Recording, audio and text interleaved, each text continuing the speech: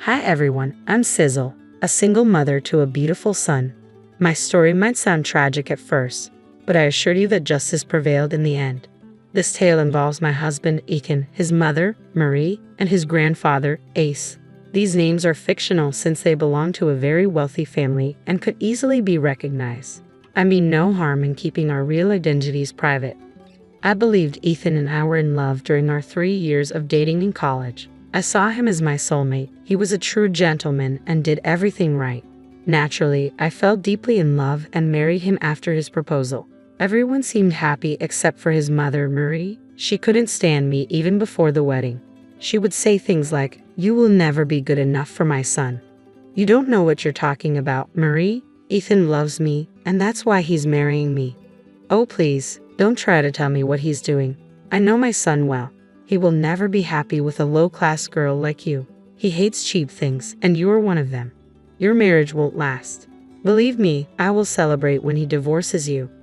Marie's disdain was clear because I wasn't wealthy like them. Only her father, Ace, was rich, serving as the family patriarch and supporting their lifestyle. Ethan worked, but his salary alone wasn't enough for a luxurious life. It was Ace's extra allowance that enabled it. I came from a struggling background and succeeded through hard work, securing a good job. I wasn't a gold digger and preferred a simple life, even when Ethan and Marie tried to make me conform to their way of living. I should have realized that these differences might doom our marriage, but I was too naive. I trusted that my husband's love would bring me happiness after a life of hardships. Ethan's care deeply affected me. He did everything to ensure I had a good life and went out of his way to keep me happy. Ace, too, was a wonderful grandfather, insisting I call him Grandpa.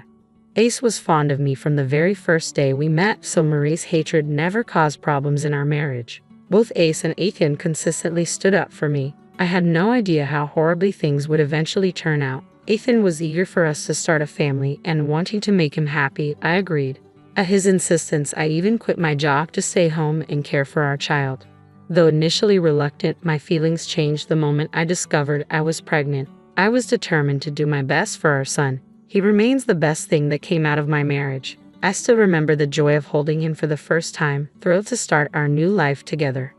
But everything changed for the worse as soon as I stepped back into our home. Marie took my son from me just as I returned from the hospital, still weak and recovering. This sudden, confusing turn of events left me reeling. As I tried to understand what was happening, I saw Ethan throwing 3 packed suitcases at me. "What is going on? What are you doing?" I asked, bewildered. "What do you think we're doing, Cecil? Your time is up. You need to leave the house," Ethan replied coldly. "Wait, what? What are you talking about, Ethan? What's happening?" I pleaded, desperately trying to understand. "We're kicking you out, and I'll be divorcing you very soon. That's what's happening, Cecil. Did you really expect me to put you on a pedestal and worship you for the rest of my life? Why are you being so cruel? What's happening? Why are you doing this?" I cried out in shock and disbelief. "You have served your purpose," Ethan said, his words cutting deep. "We don't need you anymore, so take your trash and get out." "You have to be kidding me, right? Marie, you can't do this to me." "Ethan, why are you doing this? What's going on?" I pleaded, my voice shaking. "Didn't you hear my mother, Cecil? You've already given birth to my baby, so I have my heir. I don't need you anymore. I'll be divorcing you at the first chance I get," Ethan said, his words slicing through me like a knife. I felt like I was in a horror movie. The man I had married was now a stranger, cold and unrecognizable. I shook with anxiety, overwhelmed by their cruelty, my emotions still raw and my hormones in turmoil after the birth. Marie's voice cut through my sobs. "The housekeeper has packed your clothes so you won't taint this house with your presence any longer.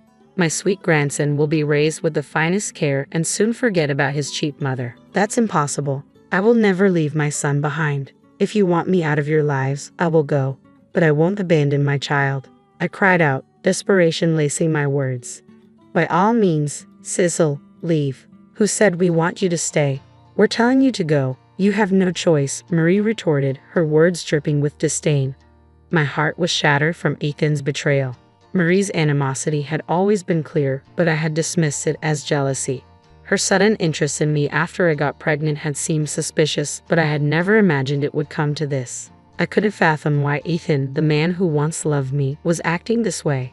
My mind struggled to accept that he didn't love me anymore. Tears streamed down my face as I looked at Ethan. How can you be so cold to me, Ethan? Don't you feel anything kicking the mother of your child out of your house? My child won't meet a mother. Like Mom said, we have plenty of staff around the house, he replied, his words void of any warmth or humanity. Who will help my son grow up to be like me, Ethan? You want to take him away from his own mother? Do you really think he'll have a great life without me? Our son needs his mom, I pleaded, my voice trembling with desperation. Ethan laughed, a cold, heartless sound that shattered my already breaking heart. I stood there, frozen, unable to believe what was happening. The man I had loved was disappearing, replaced by a monster who cared nothing for me or our child. When Ethan finally stopped laughing, he sneered, "What makes you think my son needs you?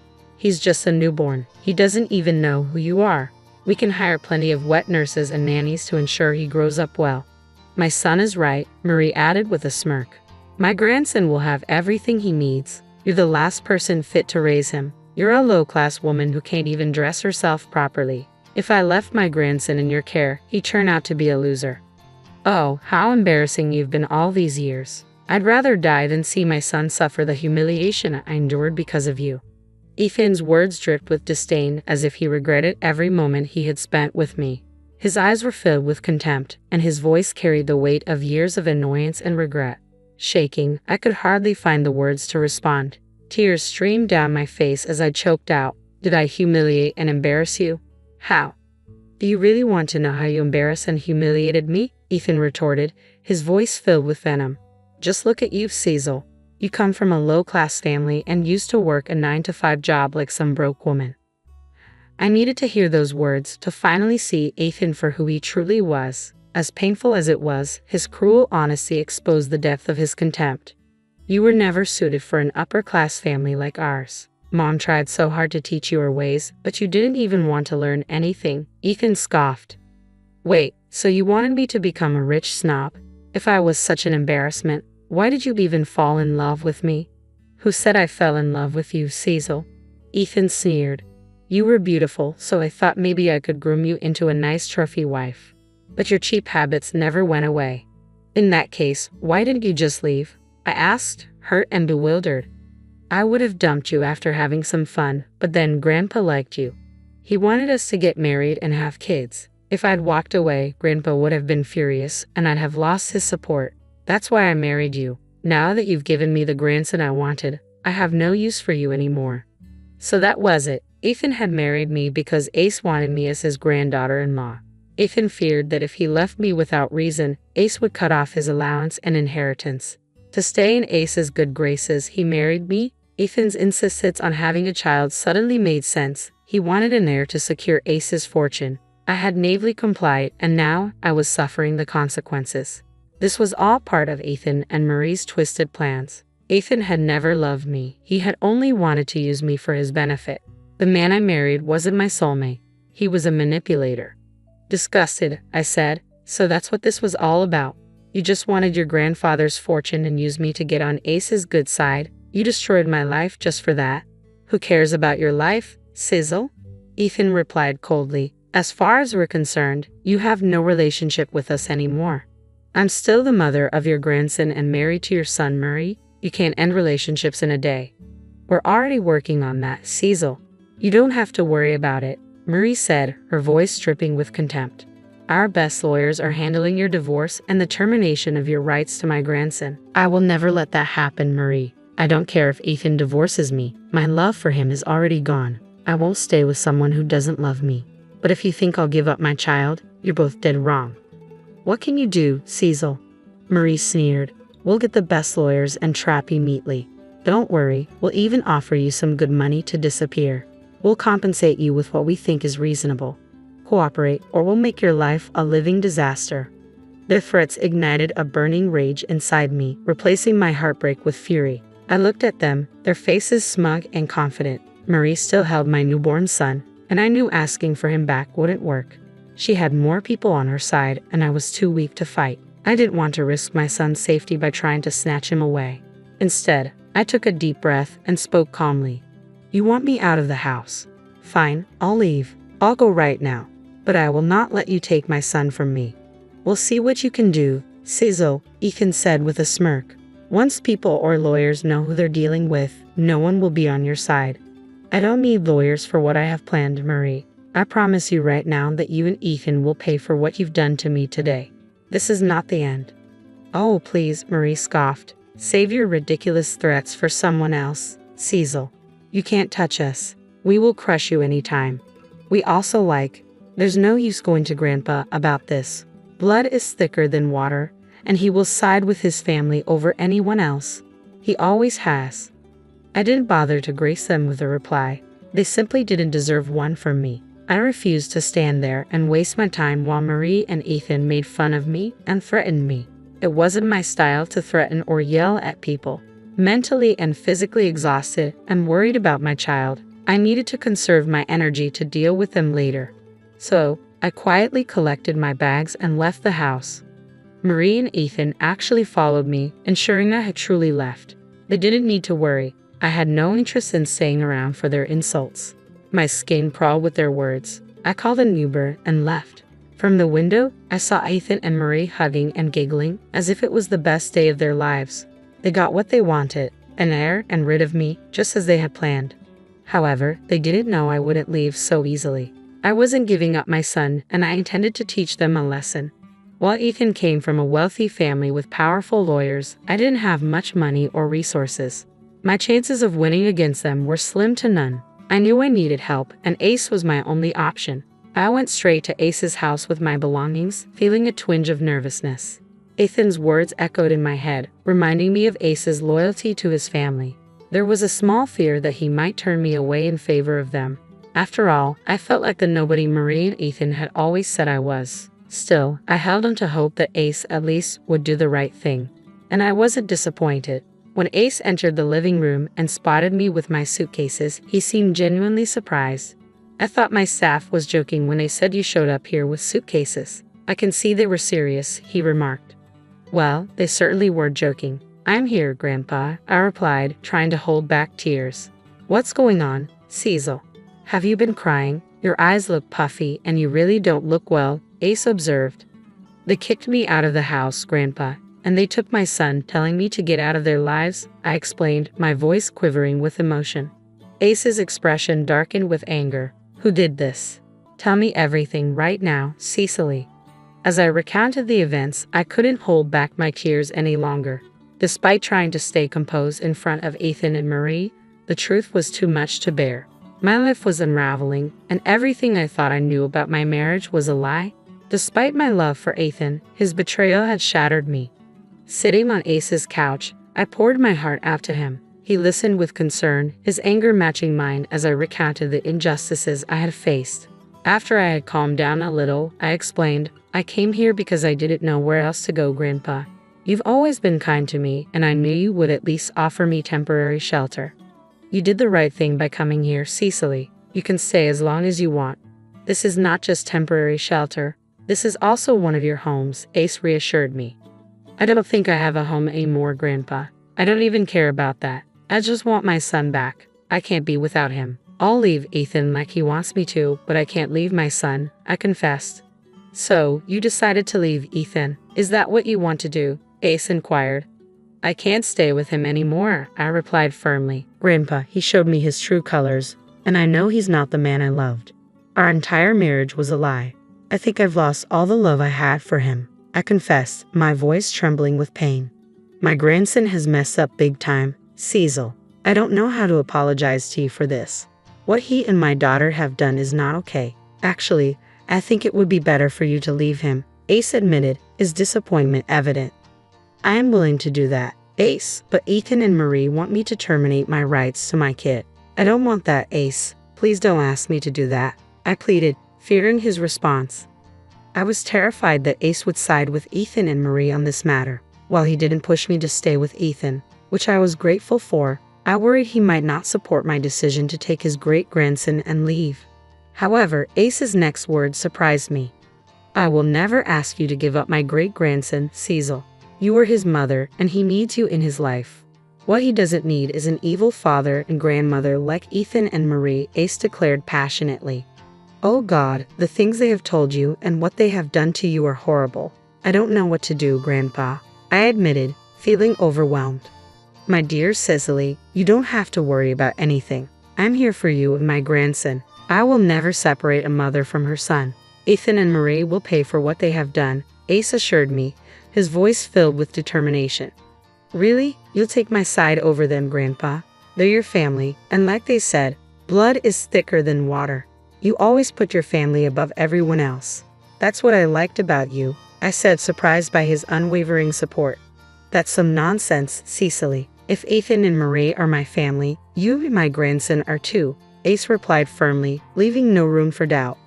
I gave you the mission to call me Grandpa instead of my name because you are family to me. At the end of the day, I won't tolerate anyone being so cruel and vile, even if they are my own family.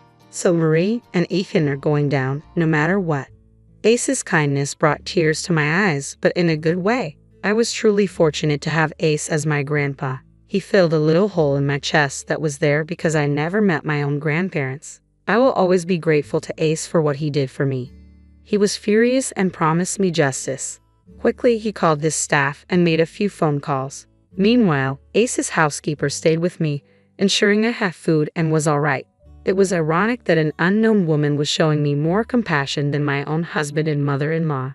I hated myself for falling in love with a man like that. After a while, Ace returned to the living room and asked me to come with him. In the car, he shared his plan for Ethan and Marie. It was glorious, and I couldn't help but feel a little sorry for what was about to happen to them. Their lives were about to take a drastic turn for the worse. We arrived at the house, and the staff let me in because Ace was with me. Ethan and Marie came rushing down the stairs to see why I was there. However, their demeanor changed when they saw Ace's angry face. It was enough to send shivers down anyone's spine. Despite their attempts to maintain a fake pleasant expression, their nervousness was evident.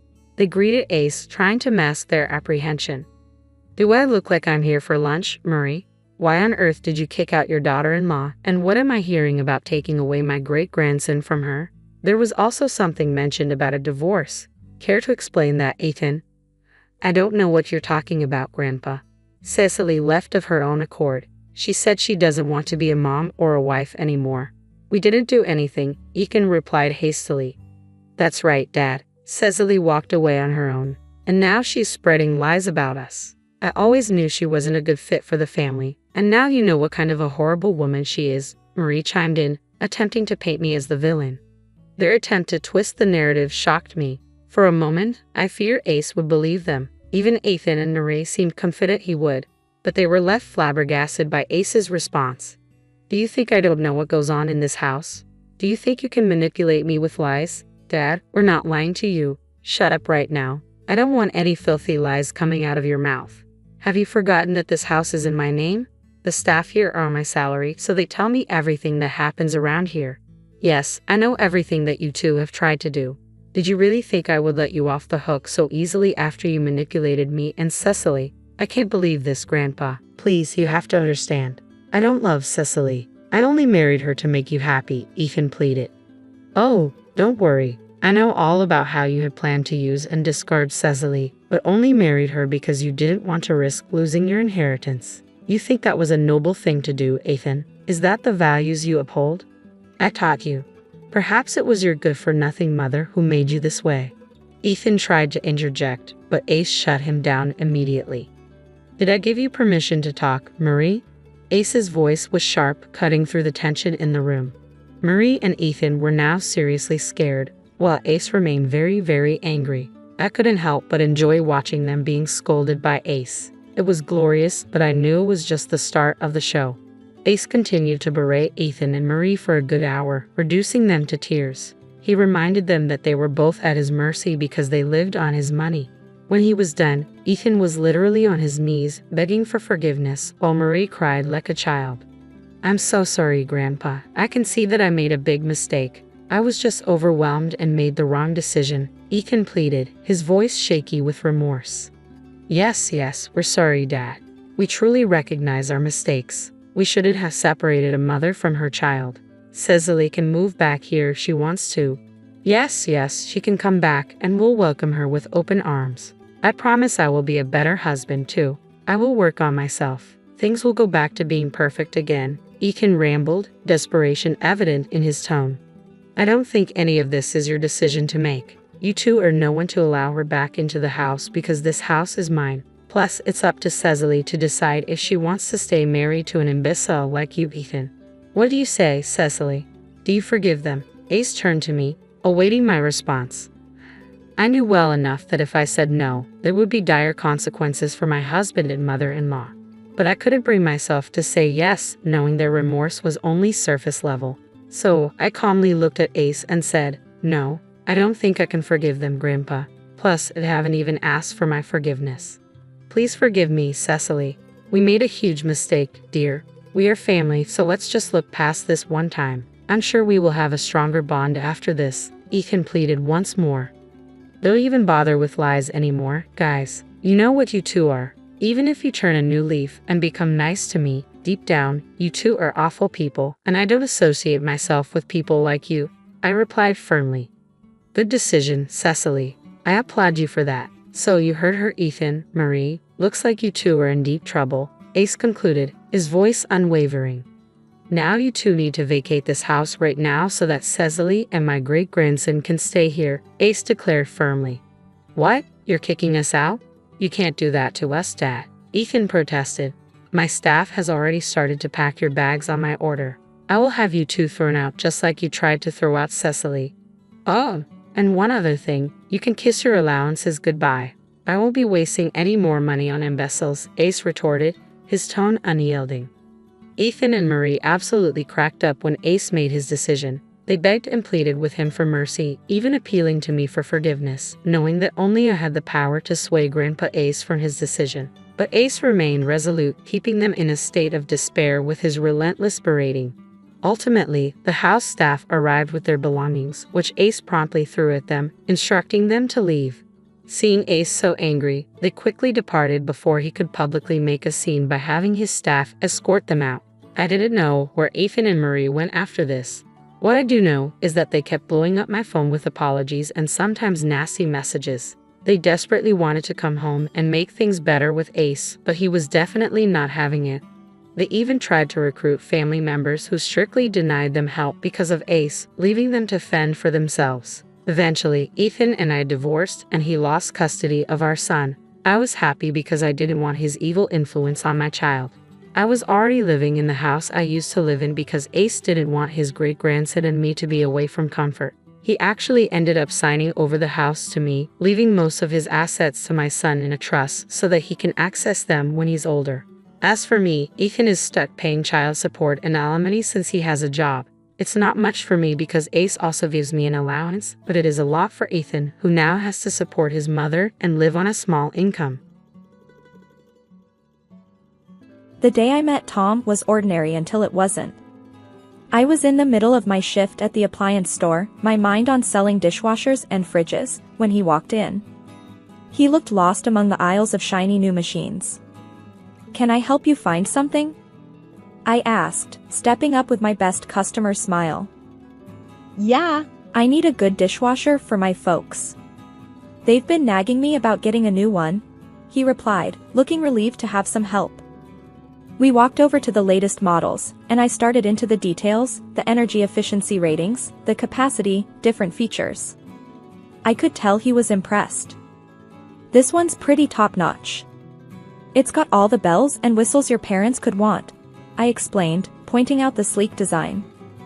"You sure know your stuff," he said with a chuckle. "I wouldn't have guessed half of this stuff. Girls usually aren't into all these techie details, right?" I just smiled, used to the comment. "Well, I like to prove people wrong." We talked more about the specs, and eventually, he picked one out. "Thanks for the help. I would have been here all night figuring this out." "Glad I could help. Your parents are gonna love it," I said, ringing up the sale. That could have been the end of it, but as I was closing up shop, Tom was there again, leaning against his car, waiting. "Hey," he said as I approached.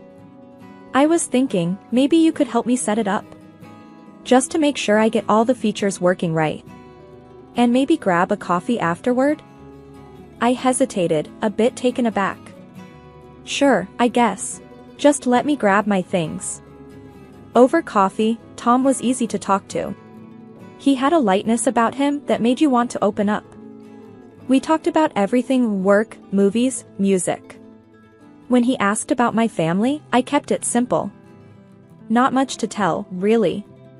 Raised by my grandma, now it's just me. She left me her house after she passed a couple of years back. Sorry to hear that, he said, his face softening. Must be tough, being on your own. It's all right. Keeps things simple. I shrugged, not wanting pity. What about you? You mentioned your family earlier. I prodded, changing the subject. Oh, the whole crew. My parents, 2 younger sisters, all crammed into one apartment. It's chaotic but fun. He laughed. You'll meet them, I'm sure. They'd love to meet the girl who finally made me do my dishwasher duty. After that day at the cafe, things between Tom and me picked up speed like a whirlwind. We started meeting more, each date smoothly leading into the next. The connection was undeniable. We could talk for hours and still find things to laugh about. Before I knew it, love wasn't just a possibility, it was the real, palpable thing between us. A few months in, under a starlit sky in the local park where we had our 5th date, Tom dropped to one knee and asked me to marry him. The proposal was simple, no extravagant gestures, just him and me and a promise of a future together. I said yes, without hesitating. The day I was supposed to meet Tom's family, I was a bundle of nerves and excitement. This could be the start of having that big, loving family I always wanted. Tom picked me up around noon, and we drove over to his family's apartment. He knocked, and the door swung open almost immediately, pulled by a whirlwind of a woman who must have been his mom. Tommy. And you must be Carly, she exclaimed, pulling me into a hug that nearly knocked the breath out of me. Come in, come in. The apartment was buzzing with voices and the clatter of dishes. It was smaller than I expected for so many people, every inch filled with life and clutter. Carly, this is my dad, and those chaos agents are my sisters, Liz and Anna, Tom introduced, as each nodded or waved. Nice to meet you all, I said, my voice slightly shaky. We heard a lot about you. A girl expert in electronics, huh? Unusual, his dad commented, sizing me up. I smiled, trying to take it in stride. Yeah, I've been into it since I was a kid. Keeps me on my toes. As we all settled into the cramped living room, Tom's mom brought out some snacks, and the interrogation began. So, Carly, Tom says you're all on your own now? Raised by your grandma? Liz asked, a bit too casually. Yeah, it was just us for the longest time. She passed a couple of years ago, so now it's just me, I replied, feeling a bit exposed. And this dress, is it vintage? Like from your grandma's closet? Anna chimed in, a smirk playing on her lips. I glanced down at my dress, a simple floral one that I thought was pretty retro but cute. No, it's from a thrift store downtown. They both laughed, and even Tom joined in a bit. That's our Anna, always quick with the jokes, he said, elbowing her lightly. Yeah, I can see that, I muttered, feeling the heat rise in my cheeks. The afternoon dragged on with more questions and a few more jabs that Tom's parents and sisters threw my way, all under the guise of good-natured teasing. By the time we left, my initial excitement had deflated completely. In the car, I was quiet, processing the afternoon. They liked you, I could tell, Tom said, trying to be reassuring as he drove. Did they? Felt more like I was on a talk show getting grilled, I replied, staring out the window. That's just their way. They tease because they care. You'll get used to it, he said, reaching over to squeeze my hand. A few months after the awkward meeting with Tom's family, we got married. It was a modest wedding, mostly because I didn't have many relatives of my own to invite, and also because we wanted to keep things simple. The celebration was filled with Tom's relatives, who brought their loud and uncouth manners to the forefront. Throughout the day, they were boisterous, inserting themselves into every detail. They made jokes about my dress, saying it was too conservative for such a joyous occasion, and they didn't shy away from tossing crude jokes about our wedding night my way. I tried to brush it off, laugh along, but each comment chipped away at the joy I should have felt on my day. Tom noticed I was getting uncomfortable, squeezed my hand under the table, and whispered, "Just a few hours, we'll get through this together."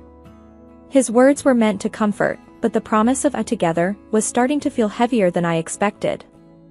It hadn't been long since we moved into my house, a place I cherished for its peace after a long day of work. But that peace was quickly shattered one afternoon when I came home to find lights blazing through the windows. Confused, since Tom was supposed to be at work, I pulled out my phone and dialed him. "Hey, I'm outside the house, and the lights are on. Did you leave them on by accident?" I asked, key in hand, hesitating at the door. "No, I gave Liz my key. She wanted a quiet place to study." Tom's voice came through nonchalantly. I unlocked the door and pushed it open, my heart rate picking up. "You what? Why didn't you ask me first?" "She's my sister, babe. It's not a big deal. Gotta go, talk later," he said before hanging up.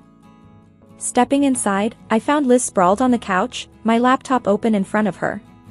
The room was a mess, snack wrappers everywhere, cushions askew. I felt my pulse pounding in my temples. "Liz, what are you doing with my laptop?" I demanded, trying to keep my voice steady. She glanced up, unfazed, and shrugged. "Just borrowing it. Chill, we're family now, right? That doesn't mean you can just take my things without asking. That's not how this works," I snapped, feeling the anger bubble up inside me. She rolled her eyes, closing the laptop with a snap. "Geez, don't get all wound up. I always borrow stuff from my sis. What's yours is ours now, isn't that what family is about?" I took a deep breath, trying to calm myself. "No, Liz. I need you to ask first. You can't just come in here and take over." She scoffed, standing up and stretching. "Whatever. Tom said it was cool, so maybe you two should sort that out." She brushed past me, her dismissal clear. I picked up my laptop, my hands shaking. That evening, when Tom came home, I was ready for a confrontation. "Tom, we need to talk about your sister using our house like it's her own personal hangout," I started, the moment he walked in. He dropped his keys on the table and frowned. "Carly, she's just a kid. She's not hurting anything. Why are you making a big deal out of this? She's not a kid, she's an adult, and she's disrespecting our space. Your family is overstepping, and you need to see that," I argued, feeling my frustration grow as he stood there, unmoved. "Look, my family is just like that. They're open with each other. You're being too uptight about it," he countered, his voice raising slightly. "Open doesn't mean entitled to invade my privacy or take my things without permission, Tom. That's not open, that's overbearing, and it's not okay." I shot back, my voice echoing in the now tense room. Tom sighed, rubbing his forehead. Okay, I'll talk to her. Just try to be a little more flexible." "Yeah." "For me?" After he went to call Liz, I sat down, feeling defeated. The ease with which my sanctuary had been invaded left me uneasy. I had always valued my space and privacy, but now I wondered just how much of that I'd have to give up. I thought weekdays were tough, but weekends turned out to be the real trial. It started one Saturday when Tom casually mentioned that his parents wanted to drop by. I didn't think much of it then, figured it'd be a quick hello and goodbye. Boy, was I wrong. That morning, I was sipping coffee in the kitchen when the doorbell rang. Tom hadn't even gotten out of bed yet, and there they were, his parents, bursting through the door like it was their own. "Morning, Carly," his mom greeted loudly, as if it was the middle of the day. "We thought we'd come and spend the day. Hope that's all right?" I was cornered, not really given a chance to say no. Sure, come in," I managed, stepping aside as they barged in with bags of who knows what. His dad didn't waste any time. "Where's Tom? Still sleeping? That boy could sleep through a tornado." I just nodded, feeling my weekend relaxation slipping away. Soon, Tom stumbled in, rubbing his eyes. "Oh, hey, Mom, Dad. What's up? Just thought we'd visit. We brought stuff for a barbecue." "You got charcoal, right?" his dad said, already heading to the backyard. The day blurred into a chaos of cooking, laughing, and more family members than I expected turning up. It wasn't long before Tom's sisters arrived, and the house filled up with noise and people. They took over the living room, the kitchen, every bit of space, while I was nudged here and there, my role reduced to that of a spectator in my own home. I tried to keep my cool, even managed to smile through it all. But when his mom started directing me around, that's when I felt the pinch. "Carly, darling, could you whip up some of your salads? And maybe see if we need anything from the store?" It was more a command than a request, and it stung. "Sure, I'll check what we have," I said, forcing politeness. As the day wore on, the visit morphed into a full takeover. They sprawled out, watched my TV, changed the settings, ate my food, and left dishes everywhere. It felt more like an invasion than a family gathering. By evening, I was exhausted, physically and emotionally. I found Tom in the midst of it all, laughing and sharing stories. Pulling him aside, I hissed, "Can we talk?" "What's up?" He looked puzzled, clearly oblivious to my growing frustration. "This can't happen every weekend," I said flatly. "Your family takes over the house like it's theirs, and I feel pushed out." "It's too much, Tom." He looked taken aback, then defensive. "They're just enjoying themselves, Carly. It's what families do." "You're overreacting." "Overreacting? Tom, there's respecting family, and then there's this, disrespecting our space. Can't you see the difference?" My voice was rising, tension tightening my throat. He didn't respond, just nodded slowly, looking more at the floor than at me. The rest of the evening I moved through the motions, cleaning up after his family, feeling more like a maid than a wife or even a guest at this wild family circus. They finally left late in the evening, leaving behind a mess and a silence that felt both heavy and relieving. As I looked around at the clutter and chaos, I wondered how many more weekends I could handle this, how many more invasions of my privacy I could endure before something had to give. Every day, the behavior of Tom's relatives grew more arrogant and defiant. They began to insult me openly, making snide remarks about everything from my cooking to my choice of clothes, and laughing off my frustrations as if I were the family joke. Tom, instead of defending me, often joined in, laughing along with their hurtful jabs. This constant disrespect and belittlement became too much to bear. After one particularly harsh comment from his sister that Tom laughed at, I couldn't hold back anymore. We had a blazing row that night, where I told him I felt more like an intruder in my own home than his wife. That was the last straw. Hurt and angry, I packed a small bag and moved into the spare room, locking the door behind me. I was jolted awake early Saturday morning by the sound of my bedroom door creaking open. Groggy and disoriented, I squinted through the dim light to see Tom's parents shuffling around my room, peeking into my closet, inspecting my furniture. After the quarrel with Tom, I'd been sleeping here alone, finding some solace in the little privacy I had left. "What are you doing in here?" I snapped, pulling the sheets tighter around me as I sat up. "Oh, just checking out the room." Tom's mom chirped, not a hint of shame in her voice. "This is the best room in the house, you know." His dad nodded, poking his head through my curtains. "Yep, from today, we're thinking this will be ours. It's the most comfortable and beautiful in the house, after all." My mouth fell open. "What? No, you can't just decide that." They both laughed, as if I'd told a good joke. "Well, it's settled.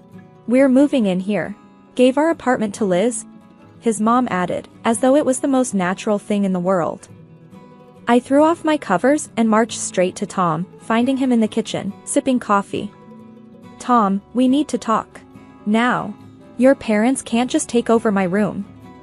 This has gone too far." Tom looked up, his expression unreadable. "Carly, they need a place to stay. It's family. They think this room will suit them best." "Suit them?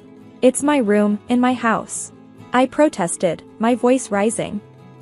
He shrugged, a casual dismissal that made my blood boil. Look, why don't you move your stuff to the attic? We can fix it up, make it nice for you. I stared at him, stunned. The attic? Really? That's what you think of me now? It's not like that, Carly. It's practical, is all.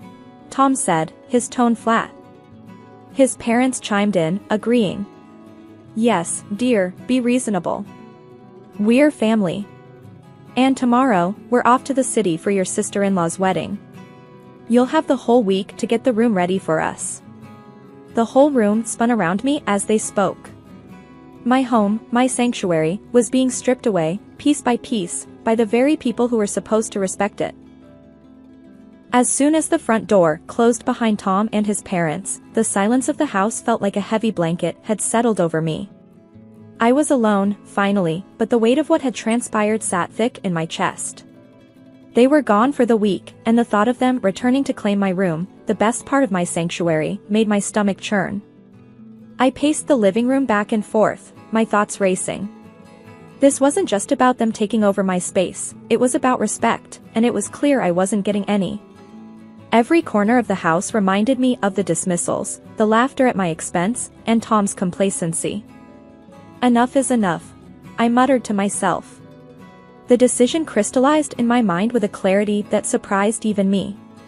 I wasn't going to be pushed around in my own home anymore. First things first, I needed to secure my house. I called a locksmith, explaining the urgency. I need all the locks changed. Today, if possible. The locksmith was understanding and promised to be there within the hour. As I waited, I gathered Tom's and his parents' belongings. It felt surreal, packing up their things like I was erasing their presence from my life. But with each item I placed into the boxes, I felt a bit more of my resolve hardening. By the time the locksmith arrived, I had piled everything neatly by the door. I explained what I needed, and as he worked, changing lock after lock, I felt the first true wave of relief wash over me. Are you sure about this, ma'am? They won't be able to get back in? The locksmith asked, a final confirmation before he finished. I'm sure. Thank you. I replied, my voice steady. With the house secured, I stood outside, looking at the pile of their belongings. It was done. I'd taken the first real step towards reclaiming my life. But I knew this was just the beginning, there would be fallout. When they returned a week later, the confusion and anger on their faces as they found themselves locked out were exactly as I had anticipated. Tom was the first to react. Carly, what the hell is this? Why are our things outside? He shouted from the other side of the door, his knocks loud and persistent. This is my house, Tom. I told you, I'm done being disrespected. I shouted back, not opening the door. You can't just lock us out. This is my home too, Carly. His voice cracked with a mix of anger and desperation. It was my home before it was yours, and I'm taking it back. I suggest you take your things and leave before I call the police, I replied, stepping back from the door as his banging grew more frantic. There was a moment of silence, and I wondered if he'd left, but then he spoke again, his voice lower, almost pleading. Carly, please. Let's talk about this. We can sort things out. No, Tom. It's too late for talking. I've made my decision. Please, just go. The finality in my voice seemed to reach him, and the sounds from outside started to fade. They were taking their things. It was over. After a few days, my phone was bombarded with messages and calls from Tom. He was begging, saying anything to get me to let him back into the house. But it all just seemed like he was looking for convenience, not really about making amends. He missed the comfort, the space, not the respect and love that should have been the foundation of our marriage. One afternoon, while I was tidying up the remnants of what used to be our shared life, there was a loud knock at the door. I opened it to find Liz, Tom's younger sister, her face twisted in anger. You've ruined everything, she yelled the moment I cracked the door open. Because of you, we're all crammed back into that tiny apartment. I can't even have my boyfriend or friends over anymore. I stood there, door half open, feeling a mix of anger and pity. Liz, this isn't my problem. You need to leave. She tried to say more, her words sharp and accusing, but I wasn't having any of it. I pointed firmly towards the street. Go. Now. This is my home, and you have no right to come here and blame me for your issues. Liz huffed, mumbled something under her breath, and stormed off. I shut the door with a resounding thud, leaning against it as I let out a long sigh. It seemed like the chaos would never end. The real test came a few days later. I was walking home from the grocery store when I heard familiar voices calling out my name. It was Tom's parents, waiting for me at the end of the street. As soon as I was in earshot, they started hurling insults. You selfish, stupid girl. Look what you've done to our family. His mom shouted, her finger wagging in my face. You think you're better than us, keeping that house to yourself. His dad chimed in, his voice booming down the street. I stood there, groceries in hand. I did what I had to do for my own peace. You should leave now, I said calmly, though my heart was racing. That's right, you greedy. But before they could continue, my neighbor, Mr. Jacobs, who'd been trimming his hedge, stepped towards us. Hey, that's enough. I won't have this shouting in our street. Leave her alone, or I'm calling the police. Tom's parents glanced at Mr. Jacobs, then back at me, and without another word, they turned and hurried away.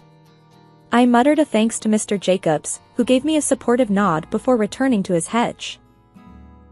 After the divorce was finalized, I put Tom and his family firmly in the past.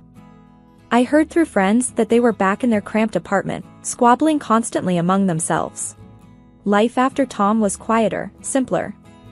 I reclaimed my house and my life, painting walls, changing furniture, making everything mine again. One sunny Saturday, I decided to throw myself into gardening, a hobby I'd neglected for too long.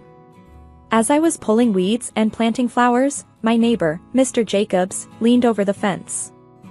Looks like you're making quite the change out here, he called out, a friendly twinkle in his eye.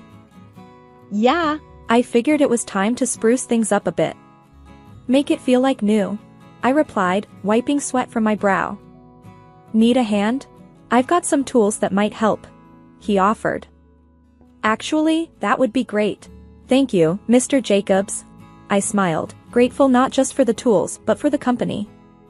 As we worked side by side, Mr. Jacobs shared stories of his own life changes and challenges, making me feel less alone in my journey. You know, Carly, starting over isn't a sign of giving up, it's a sign of being strong enough to move forward, he said, patting down some soil around a new plant. I nodded, feeling the truth of his words settle in. I'm starting to see that. It's tough, but I guess it's worth it. After Mr. Jacobs left, I sat on my porch, sipping tea, and really looked at my garden, my home. It was transforming, and so was I. The sense of peace was new, hard-won, and deeply cherished. That night, I made dinner for myself, a simple meal enjoyed at my kitchen table by the window. The house was quiet, but it was a good quiet, filled with potential and new dreams. I was on my own, yes, but I was truly myself again, stronger and surer than before. Life had thrown me curves, but here I was, ready to face whatever came next with a brave heart and a clear mind. I guess you could say I was always the other one. Not the first choice, not the one in the spotlight. That was Anna, my older sister. Everything from the start just came her way, attention, gifts, you name it. My name is Emily, and this is the story of how I grew up. We lived in a decent enough house. Dad worked as a mechanic and Mom was a part-time cashier. They weren't rolling in money, but somehow, there was always enough for Anna. Me? I got the leftovers. One cold December evening, which pretty much set the tone for my childhood, we were sitting around the small dinner table. Anna was going on about some school project she aced. Mom, Dad, my teacher said it was the best in the class. Anna beamed, her eyes lighting up in a way that made my parents practically glow with pride. That's my girl. We knew those science kits were worth every penny, Dad said, his voice full of nothing but pride. Mom nodded. We'll get you whatever you need, honey. You just keep up the good work. I poked at my food, feeling the familiar knot in my stomach. "Hey, I got an A on my math test," I mumbled, not sure why I bothered. "That's nice, Emily," Mom said, barely glancing my way. "Make sure you keep it up." No praise, no excitement. It was like scoring well was expected of me, or worse, like it didn't even matter. I learned early on not to expect much. Christmas was a few weeks away, and the disparity in our living room was almost laughable. Under the tree, beautifully wrapped gifts piled up, all for Anna. I knew the routine. My gifts were usually things like socks or a book, nothing that screamed special. That year, it wasn't any different. Anna ripped through her presents with glee, uncovering new clothes, gadgets, and even a brand new laptop.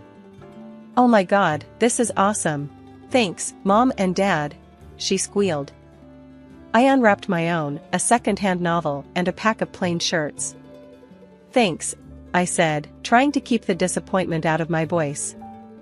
When the holidays were over, things went back to the usual routine. Anna was the star, and I was just there. Aunt Sarah was the only one who seemed to notice. She'd drop by now and then, always with a small gift just for me, something that made me feel seen. But those visits stopped after one particularly ugly argument.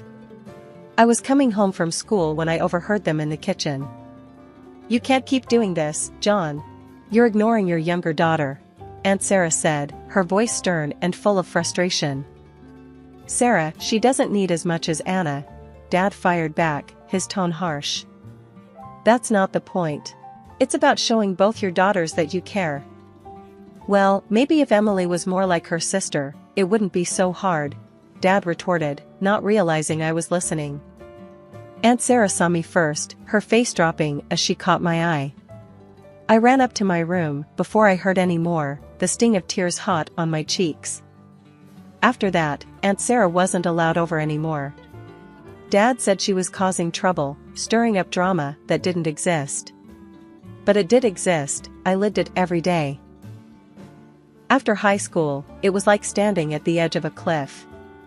Anna was off to college with a fat check from Mom and Dad to cover her dorm, books, everything. Me? I got a pat on the back and a "good luck, Emily." I moved out not long after that. There was no drama, no teary goodbyes. Just me, packing my few things into old boxes and suitcases, while Mom watched, her face unreadable. I found a small apartment on the outskirts of town. It wasn't much, but it was a start. The place was shared with two other girls, Lisa and Jen, who were about as broke as I was, but with dreams just as big. "Welcome to the dungeon," Lisa joked on the day I moved in, showing me around the cramped space with a laugh. "We make it work, though. You got a job lined up?" "Starting at the diner tomorrow," I replied, dumping a box on the bed that would be mine. "And maybe something at the bookstore, part-time." "Good hustle," Jen nodded, her eyes approving. "We all pitch in for rent on the 1st. No exceptions, okay?" "Got it," I assured her, already calculating my hours and expenses in my head. Working 2 jobs wasn't easy. The diner had me on my feet all day, taking orders, dodging the grumpy chef's temper, and smiling through it all. Nights or evenings I spent at the bookstore, shelving books and ringing up sales, the calm a stark contrast to the diner's chaos. Months turned into a year, and saving up for college seemed like chasing a mirage. Just when I'd have a little put aside, something came up. Like the time I got sick. It hit me out of nowhere. One day I was fine, the next, I was burning up, barely able to get out of bed. Lisa found me like that, shivering under a pile of blankets. "Jesus, Em, you look like hell," she exclaimed, her face creased with concern. "You need a doctor." "I can't afford a doctor," I muttered, feeling the room spin a little. "We'll figure it out," she insisted, pulling out her phone. "There's a clinic, they charge based on what you earn. Don't be stubborn about this." The clinic was a crowded, weary place where the wait times could break you if the illness didn't. When my turn finally came, the doctor was a kind, tired-looking man who prescribed some meds and plenty of rest. "You need to take it easy," he advised, handing me a prescription. Can you take some time off work? I almost laughed. Not really, but I'll see what I can do. Back at the apartment, I crunched the numbers. Meds, missed shifts, just scraping by on rent, it all added up too fast. My college fund, the little there was, dwindled to nothing. After the medical ordeal and draining my savings, I knew I had to face it, I needed help. Swallowing my pride, I decided to call home. It had been a while since we talked, not properly since I moved out. The phone rang, and I braced myself. Mom? It's Emily. Emily, this is unexpected. Everything okay? Her voice was cautious, not warm or worried. I need to ask a favor. Can I come home for a bit? Just till I get back on my feet? My voice sounded small, even to my own ears. There was a pause, the kind that tells you the answer won't be what you want to hear. Oh, Emily, you know your sister just moved back in with her husband. They're using your old room. There's really no space. My heart sank, but I pushed on. Can't we figure something out? Maybe I could sleep on the couch? It's just for a little while. There was another long pause. I'm sorry, Emily. It's just not possible right now. Maybe when things settle down with Anna and the baby. I hung up and sat there, the silence of the apartment pressing down on me. They had made their choice, and I wasn't it. I was on my own, truly on my own. The next few days were a blur of applying for any job I could find, skipping meals to save a few bucks, and trying not to think about the fact that my own family had turned me away when I needed them the most.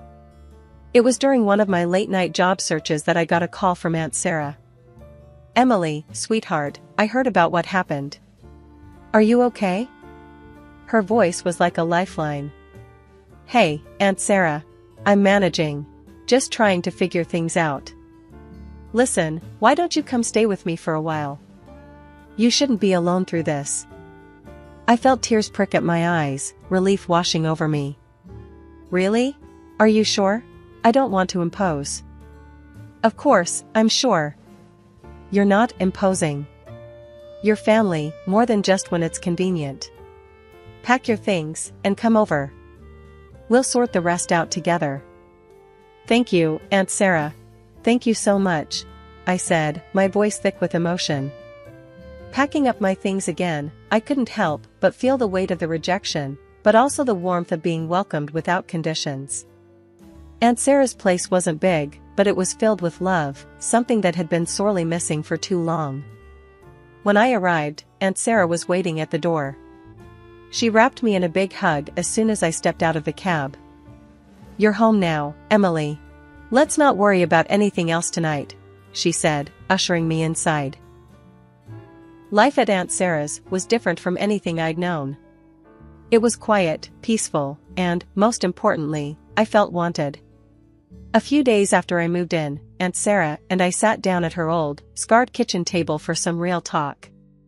The morning sun spilled over the cluttered surface, turning the steam from our coffee cups into golden swirls. So, Emily, what's the plan? Aunt Sarah asked, her eyes locking onto mine with that direct, no-nonsense way she had. I took a deep breath, stirring my coffee slowly. Honestly, Aunt Sarah, I want to go to college. I want to be a lawyer. But everything's just messed up right now. She nodded, tapping a finger on the table, thoughtful. Lawyer, huh? That's a big dream, Emily. Big dreams are good. They keep us going. But they need big plans. What's stopping you? Money, I said flatly. Money is stopping me. And I've been working jobs, but it's never enough, especially not for law school. Aunt Sarah leaned back, her chair creaking slightly under the shift. I might have a solution for that. But it comes with a condition. I frowned, curious and a bit wary. What kind of condition? You get into college, and I'll pay for it. But, Emily, you've got to commit. No half measures. You work your tail off, you study hard, and you pass everything. Not just pass, excel. Can you do that? Her offer floored me. It was more than I could have hoped for. Yes, I can do that. I will, Aunt Sarah. Thank you. With that, we started planning. I applied to colleges that offered good law programs, crafting application letters late into the night. When the acceptance letter from a well-respected state college came, I actually pinched myself, thinking I was dreaming.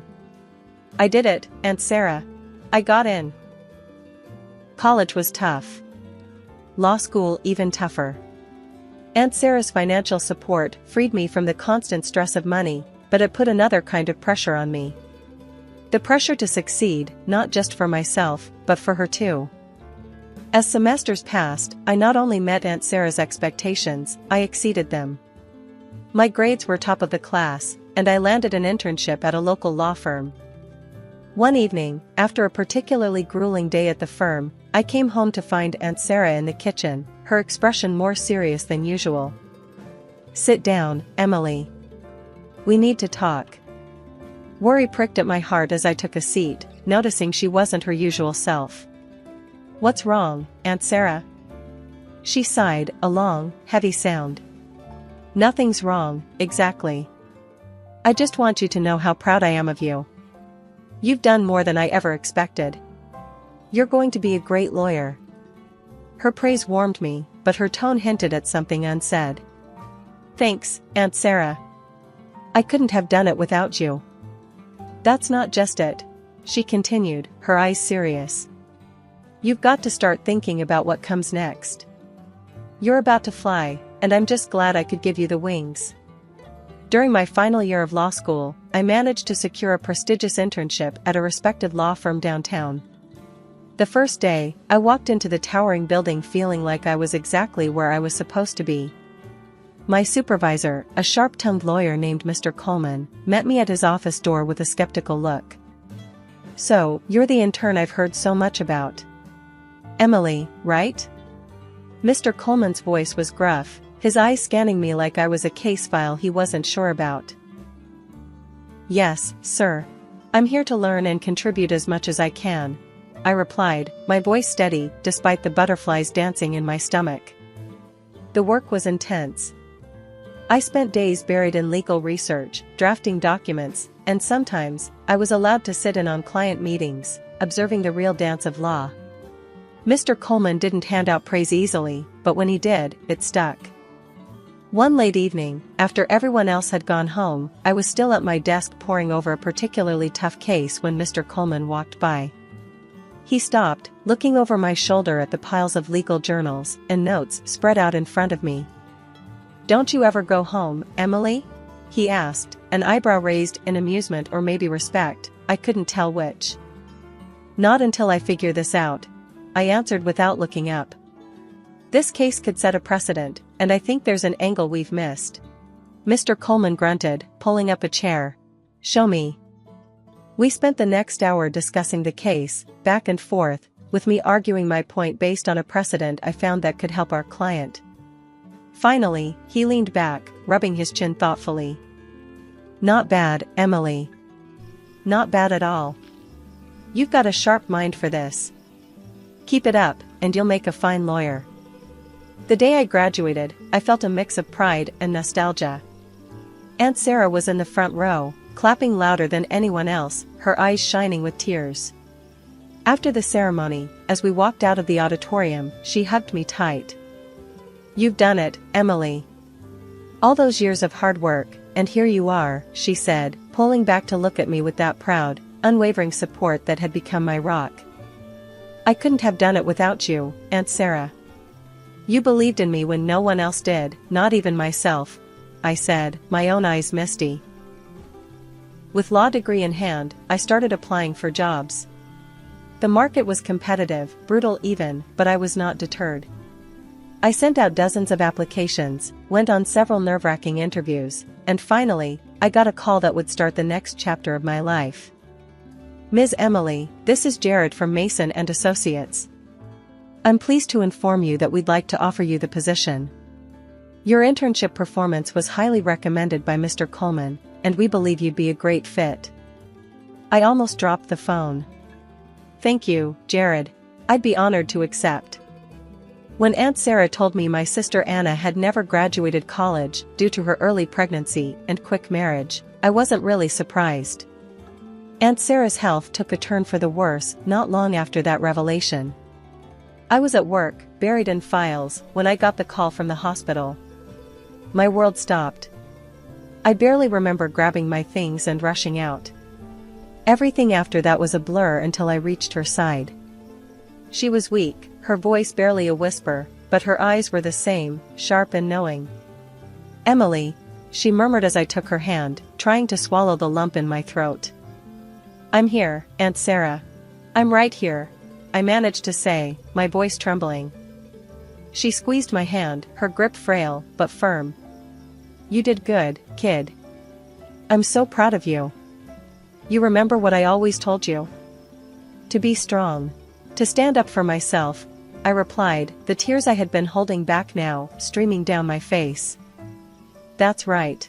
And you have," she said, her voice growing fainter. "I've left you something. In my will. The house, it's yours now." I nodded, unable to speak, squeezing her hand. We didn't say much after that. We didn't need to. Later that night, she passed away quietly in her sleep. The months following her death were a blur of legal matters and settling into the house that was now legally mine. I transformed it into something that felt like a real home for the first time in my life. Then, out of the blue, my parents and Anna with her husband and kids decided to visit. I should have known they weren't just coming to check on how I was holding up. As soon as Anna walked in, she started inspecting the place like she was at an open house, commenting on every piece of furniture and layout. "Oh, this would be perfect for the kids," she said loudly. "Look at all this space, Mom." Her husband nodded, adding, "Yeah, we could really spread out here." I clenched my fists, trying to keep my cool. It wasn't until my mother chimed in that I lost it. "Emily, you should really think about letting Anna have the house. They need the space, what with the kids and all. You can manage fine in a smaller place, can't you?" I stared at them, disbelief turning quickly into anger. "Are you serious? This is my house. Aunt Sarah left it to me, not to Anna. I'm not going anywhere." Anna, who had been pretty quiet, finally piped up, her voice dripping with entitlement. "But you don't need all this space, Emily. It's just you here. We're a family of 5. It just makes sense for us to have it." That's when I laughed. It wasn't because anything was funny, but because the sheer audacity of their request was absurd. "You think just because you have kids and a husband, I have to give up my home? That's not how this works." Mom looked shocked. "Emily, don't be greedy. Think of the family." "Family?" I scoffed, the word bitter in my mouth. Where was this family when I needed a place to stay? When I needed help? They didn't have an answer to that. "Look," I said, my voice firm as I stood up taller, "I appreciate you all coming here, but this house is mine. Aunt Sarah wanted me to have it, and I'm going to honor her wish. You need to leave now." Anna's husband tried to argue, his face turning red, but I didn't let him get far. "Out. All of you, now. Or I'll call the police." They muttered about me being ungrateful and greedy as they gathered their things. Anna shot me a look that could freeze lava, her disappointment clear. But as they left, the weight on my shoulders lifted. I had stood up for myself, for my home, and for Aunt Sarah's memory. I came home from work to the most absurd situation. I couldn't get into my own house, the locks had been changed. Before I could process what was happening, I heard noises inside and started banging on the door. It swung open and there stood my sister Anna, with her husband and their kids scattered behind her. "We've decided to move in here," she declared with a smug look, as if it was the most natural decision in the world. "What are you talking about? This is my house," I snapped, disbelief and anger swirling inside me. Anna shrugged, unbothered. "Well, we need it more than you do. We've already moved everything in." "That's not how any of this works, Anna. I'm calling the police," I said, fumbling for my phone. She laughed, clearly thinking I was bluffing. "Sure, go ahead. I dialed 911. While we waited, our parents showed up, drawn by the commotion. They sided with Anna, of course. "Emily, why are you being so difficult? This is family, we should stick together," Mom said, her voice high-pitched and nervous. "Dad, tell her," Anna added, turning to our father, who just frowned at me. "This is just plain wrong, and you know it," I shot back, the reality of the situation making my hands shake with rage. Anna's husband, who'd been silent until then, stepped up. "Just drop it, Emily. Otherwise, you'll regret it," he sneered, his tone menacing. I started recording on my phone, aiming it at him. "Threaten me again, and it's on record." He lunged for the phone, but I sidestepped him. Right then, the police arrived. It didn't take long for them to assess the situation. My sister was crying now, her kids confused and scared. Anna's husband kept saying, "It's just a family matter," trying to downplay his earlier aggression. Mom was sobbing by now, pleading with the officers. "Please, they're just kids, they don't understand. We're her family." I took a deep breath before I explained to the police. They broke in and changed the locks. I didn't give them permission. "This is my house." The officers were firm. "Breaking into a house and changing the locks is illegal, even if you are family," one of them told Anna and her husband. Finally realizing the seriousness of the situation, my family's bluster faded. The police made it clear they had to leave. Reluctantly, and with plenty of resentful glances thrown my way, they gathered their things. After the police left, I called a locksmith to change the locks again, this time making sure no one else had the keys. As I stood in the doorway of my reclaimed space, the silence was heavy, filled with the echoes of the confrontation. It was a few months later when I met Mike. He was a friend of a friend, introduced to me at a small gathering.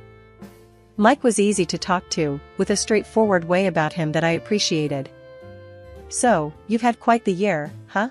Mike said, handing me a drink with a knowing smile. "You could say that," I replied, the corner of my mouth tilting up in a half-smile. "It's been eventful." As the evening went on, we talked about everything and nothing, music, books, our shared disdain for soggy French fries.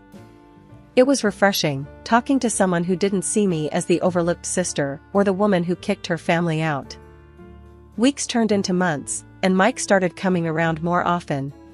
One quiet evening, as we sat watching a movie with a bowl of popcorn between us, Mike turned to me.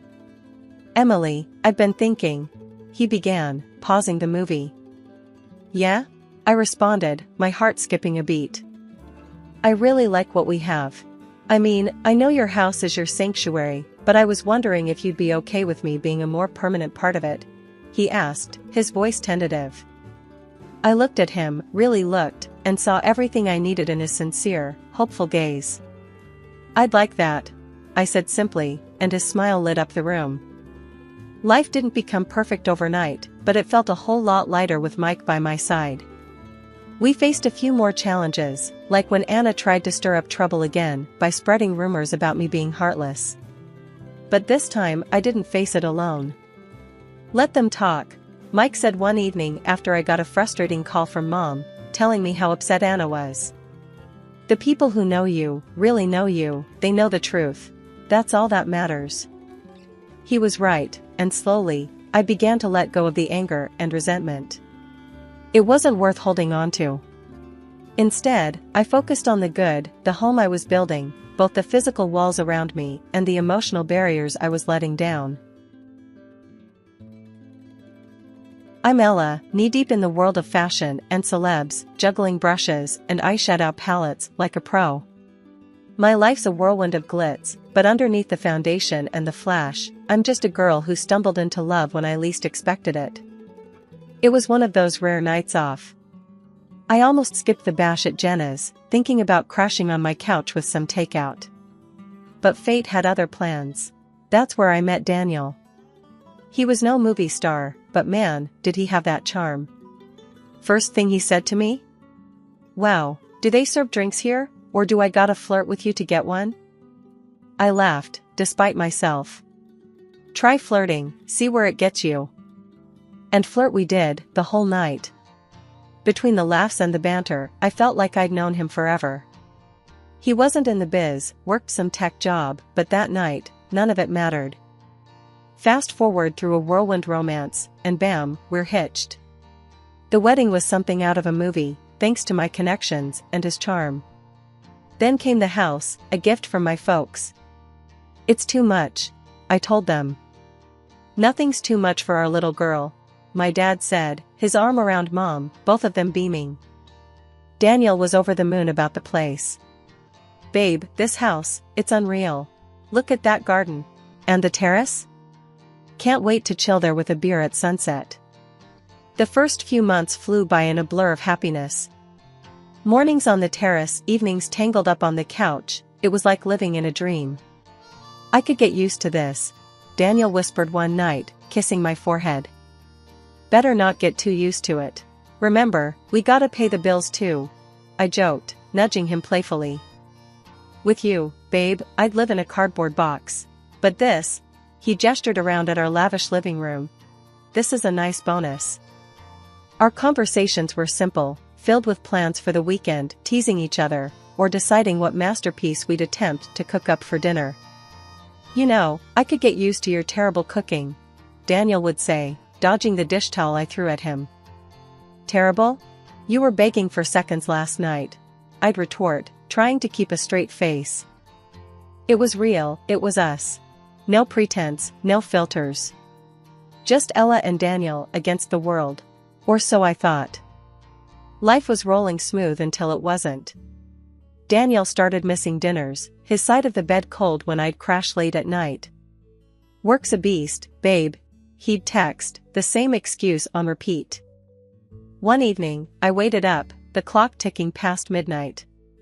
The door creaked open, and there he was, looking like a mess. Work again? I asked, my voice sharper than I intended. Yeah, you know how it is, he mumbled, avoiding my gaze. No, I don't, Daniel. My friends get off work at decent hours. What's so special about yours? He shrugged, a tired smile not reaching his eyes. Just projects, babe. Big ones. I let it slide, not wanting to start a fight. But the seed of doubt? It was planted, watered by whispers and late nights. Then came the bomb. Jenna, always the gossip queen, cornered me at the gym. Ella, girl, you didn't hear it from me, but Daniel's been cozying up to someone. I laughed it off. Yeah, right. Daniel? He can't even flirt without tripping over his words. Suit yourself. Just saying, eyes open. The words gnawed at me, festering into a confrontation one night. So, who's she? I spat, my patience worn thin. Daniel looked like I'd slapped him. Who's who? What the hell, Ella? Don't play dumb. You're screwing around, aren't you? His face turned red, anger and something else, guilt, flashing in his eyes. I'm busting my ass at work for us, and this is what I get. Accusations? We both know you're lying. Just admit it. He slammed his fist on the table, making me jump. Fine. You want the truth? I've been working late. No affair, no mystery woman. Just work. I wanted to believe him, God, I did. But the lies were there, hidden behind late returns and missed calls. We yelled, threw accusations like grenades, our love caught in the crossfire. Maybe we rushed into this, I shouted, tears blurring my vision. Maybe we did, he shot back, his voice cold. Silence hung between us, heavy and suffocating. Thoughts of divorce danced in my head, a bitter end to a sweet start. But love, it's a stubborn thing. We sought help, clutching at straws, desperate to save what was left. A family psychologist, Dr. Lisa, became our referee, calling out fouls and starting plays. Why are you two here? She asked, notepad ready. We're fighting. A lot, I started, my voice small. Daniel chimed in. I work late, and she thinks I'm having an affair. Dr. Lisa looked between us. Is that all? We nodded, the room heavy with unsaid words. Okay, let's unpack this. Ella, why do you feel he's cheating? Because he's never home. And when he is, it's like he's not really here. And Daniel, your side? I'm trying to provide for us. But she doesn't see that. She only sees what she wants. The sessions were tough, each word a step through a minefield. But slowly, we started finding our way back to each other, learning to trust, to talk. It wasn't perfect, but it was a start. Think we can make it? I asked one night, our hands tentatively linked. Daniel squeezed my hand. Yeah, babe. We're gonna make it. We were battered, maybe a little broken, but together. And at that moment, it felt like enough. After all the turmoil and heartache, I started believing that maybe, just maybe, a baby could bridge the gap between Daniel and me. It was a desperate thought, but hope has a way of blooming in desperate soil. However, getting pregnant turned out to be a journey of its own. Turns out, I had some issues on my end, a kind of cruel irony, given our situation. It took 6 long, grueling years of trying, hoping, and countless doctor's visits before I finally saw those 2 pink lines. I was over the moon, filled with a happiness so intense it was almost terrifying. This baby, our baby, was a symbol of hope, a testament to perseverance. I couldn't wait to tell Daniel, imagining his joy mirroring mine. But when I shared the news, his reaction was like a splash of cold water on my face. Oh, that's great, he said, his voice flat, his smile forced. It was as if I'd told him the weather forecast, not that we were going to be parents. I couldn't hide my disappointment. Great? You don't seem excited, I accused, feeling my own excitement dim. Daniel sighed, running a hand through his hair. I am, Ella. It's just a lot to take in, you know? I mean, a kid? We're going to be parents? Yeah, I know. It's scary, but it's also amazing, isn't it? I tried to find the enthusiasm in his eyes, but found none. He nodded, forcing a smile. Yeah, amazing. The conversation felt like hitting a brick wall. I'd imagined this moment differently in my head. Dreamed of it, even. But reality has a funny way of knocking you down a peg or two. Despite the awkward start, I clung to the hope that a baby would bring us even closer, seal the cracks that had formed in our marriage. We need to think about the future, Daniel. For our baby, I said, hoping to ignite some spark of excitement in him. He agreed, though his enthusiasm felt as forced as his smile. Of course, we'll figure it out. We always do. As the weeks passed, my belly grew, but the distance between us remained. Daniel tried, I could see that. He'd come home earlier, ask about my appointments, and even painted the nursery without complaint. But something was off. It was like he was going through the motions, doing what he thought was expected of him, not what he wanted. And then our miracle was born, and I was not up to it. Life with a newborn should have been about diaper changes, midnight feedings, and those quiet moments of wonder watching your baby sleep. Instead, it felt like I was living with a ghost. The whole cycle started again, like a bad rerun of a show you hated but couldn't stop watching. Daniel turned back into the man I feared would reappear. His promises to change, to be present, felt like empty words, vanishing into thin air the moment they were spoken. Late nights at work became his new norm, each excuse more elaborate than the last. First, once a week, then almost every day. Work's crazy, babe. You know how it is, he'd say, his voice a rehearsed tape I'd played too many times in my head. One night, as I rocked our son to sleep, I heard the front door creak open.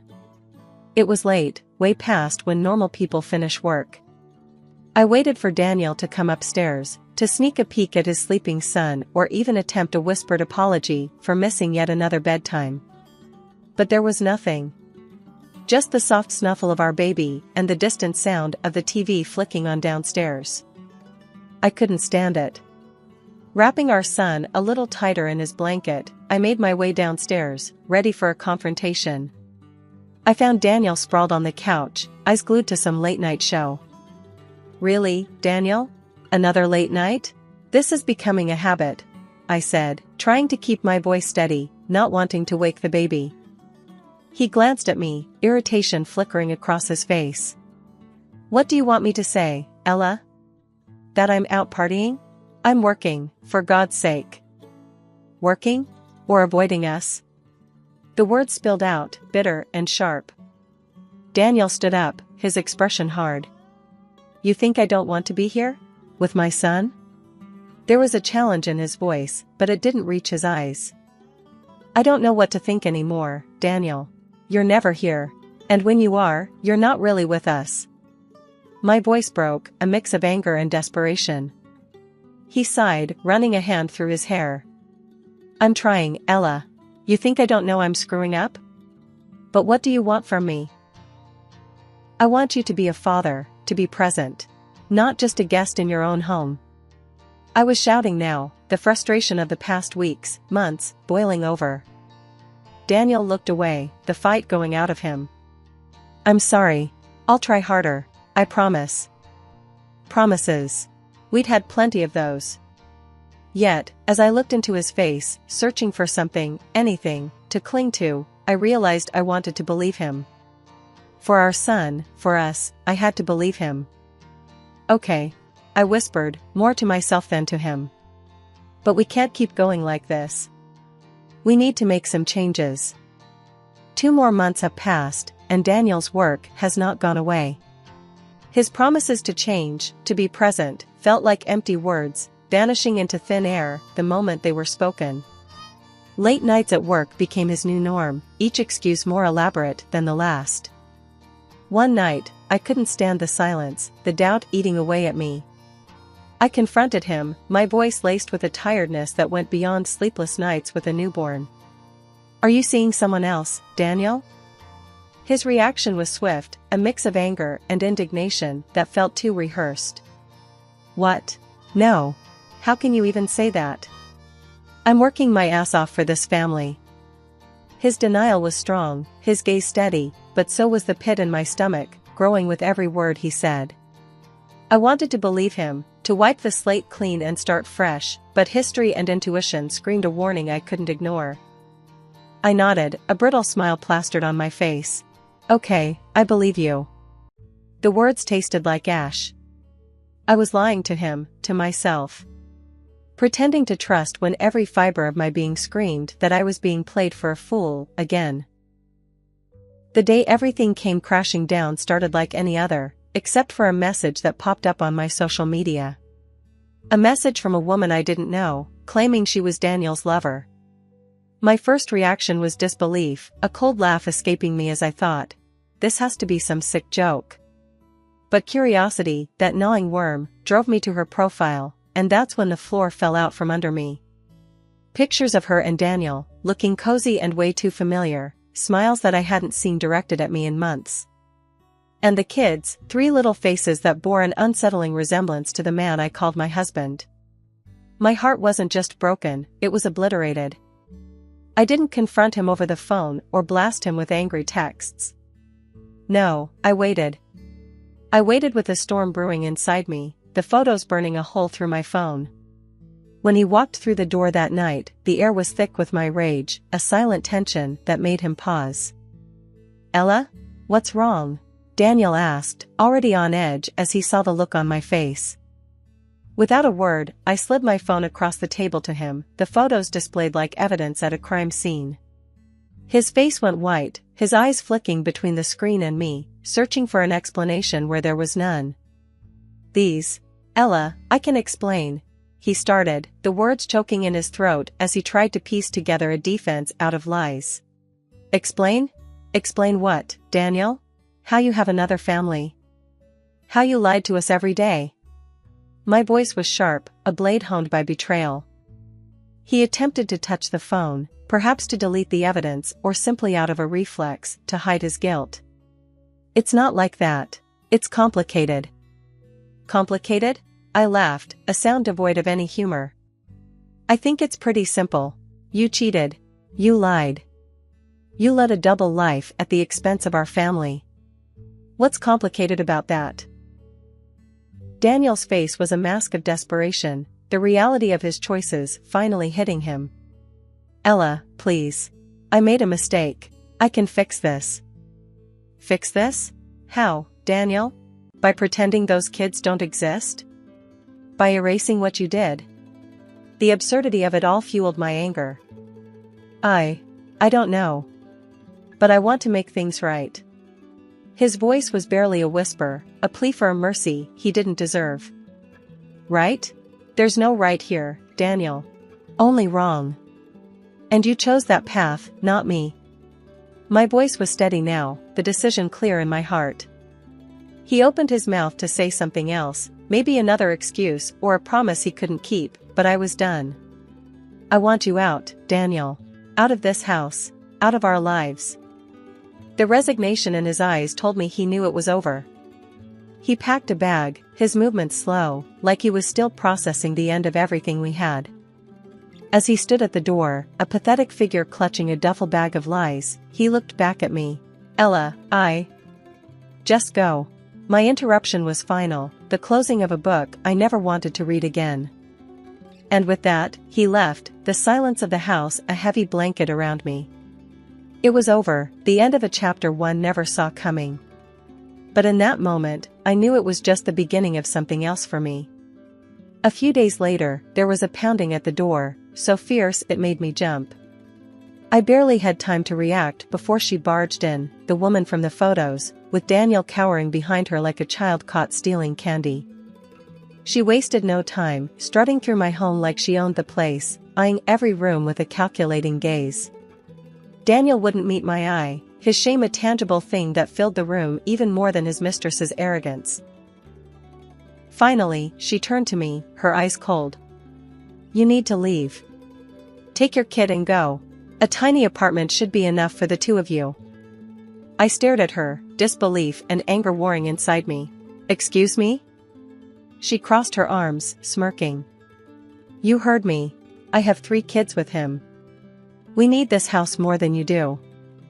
I glanced at Daniel, expecting him to say something, anything. But he remained silent, a spectator in his own life's destruction. And you'll be leaving by next week, she added, as if announcing a change in the weather, not uprooting my entire life. As they left, Daniel not daring to say a word, the absurdity and audacity of the situation sank in. The woman who helped break my marriage now wanted to take my home, too. It was surreal, like a bad dream I couldn't wake up from. A week had dragged by, and as promised, the doorbell rang with an urgency that only someone deluded enough to think they owned the place would have. Opening the door, I found them, the unlikely duo, Daniel's mistress, oozing false confidence, and Daniel, looking like a man who'd lost at his own game. You're still here? The mistress spat out, her eyes darting around, taking in the unchanged scene within. Why wouldn't I be? It's my house. I shot back, leaning against the doorway, finding strength in my stance. Her eyes flickered to Daniel, seeking some kind of affirmation. He, with a shrug that carried the weight of his lies, managed to mumble. We bought this house together after the wedding. It's as much mine as it is yours. I couldn't help but laugh. It was either that or scream. Bought? My parents gifted this house to me. Your name's nowhere on it. It's mine, always has been. The shock on his face was almost comical. The mistress, too, looked as if I'd slapped her with the truth. But, the house? No buts. It's mine. And him. I gestured towards Daniel with a disdainful flick of my wrist, thinking he could lay claim to it as laughable. She tried a different tactic then, her pride bruised, but not beaten. Well, you may have the house, but I have him. A rich man with a hefty salary. I burst out laughing. The absurdity of the situation demanded it. Rich? Hefty salary? He's been playing you. He's a clerk, always has been. There's no wealth there. She turned to Daniel, her face a mask of disbelief and anger. Is this true? Daniel, the color draining from his face, nodded, his earlier bravado evaporating into thin air. I might have exaggerated a bit about my job. A bit? The fury in her voice was a clear warning signal. She turned her wrath towards me, as if I were the one who'd lied to her. Without another word, she stormed off, Daniel trailing behind her like a lost puppy, his shoulders slumped in defeat. 2 weeks after I kicked Daniel out and stood my ground against his mistress's absurd claim to my house, I took the next logical step. I filed for divorce. It was time to officially sever the ties that bound me to a man who'd become a stranger, a source of betrayal and pain.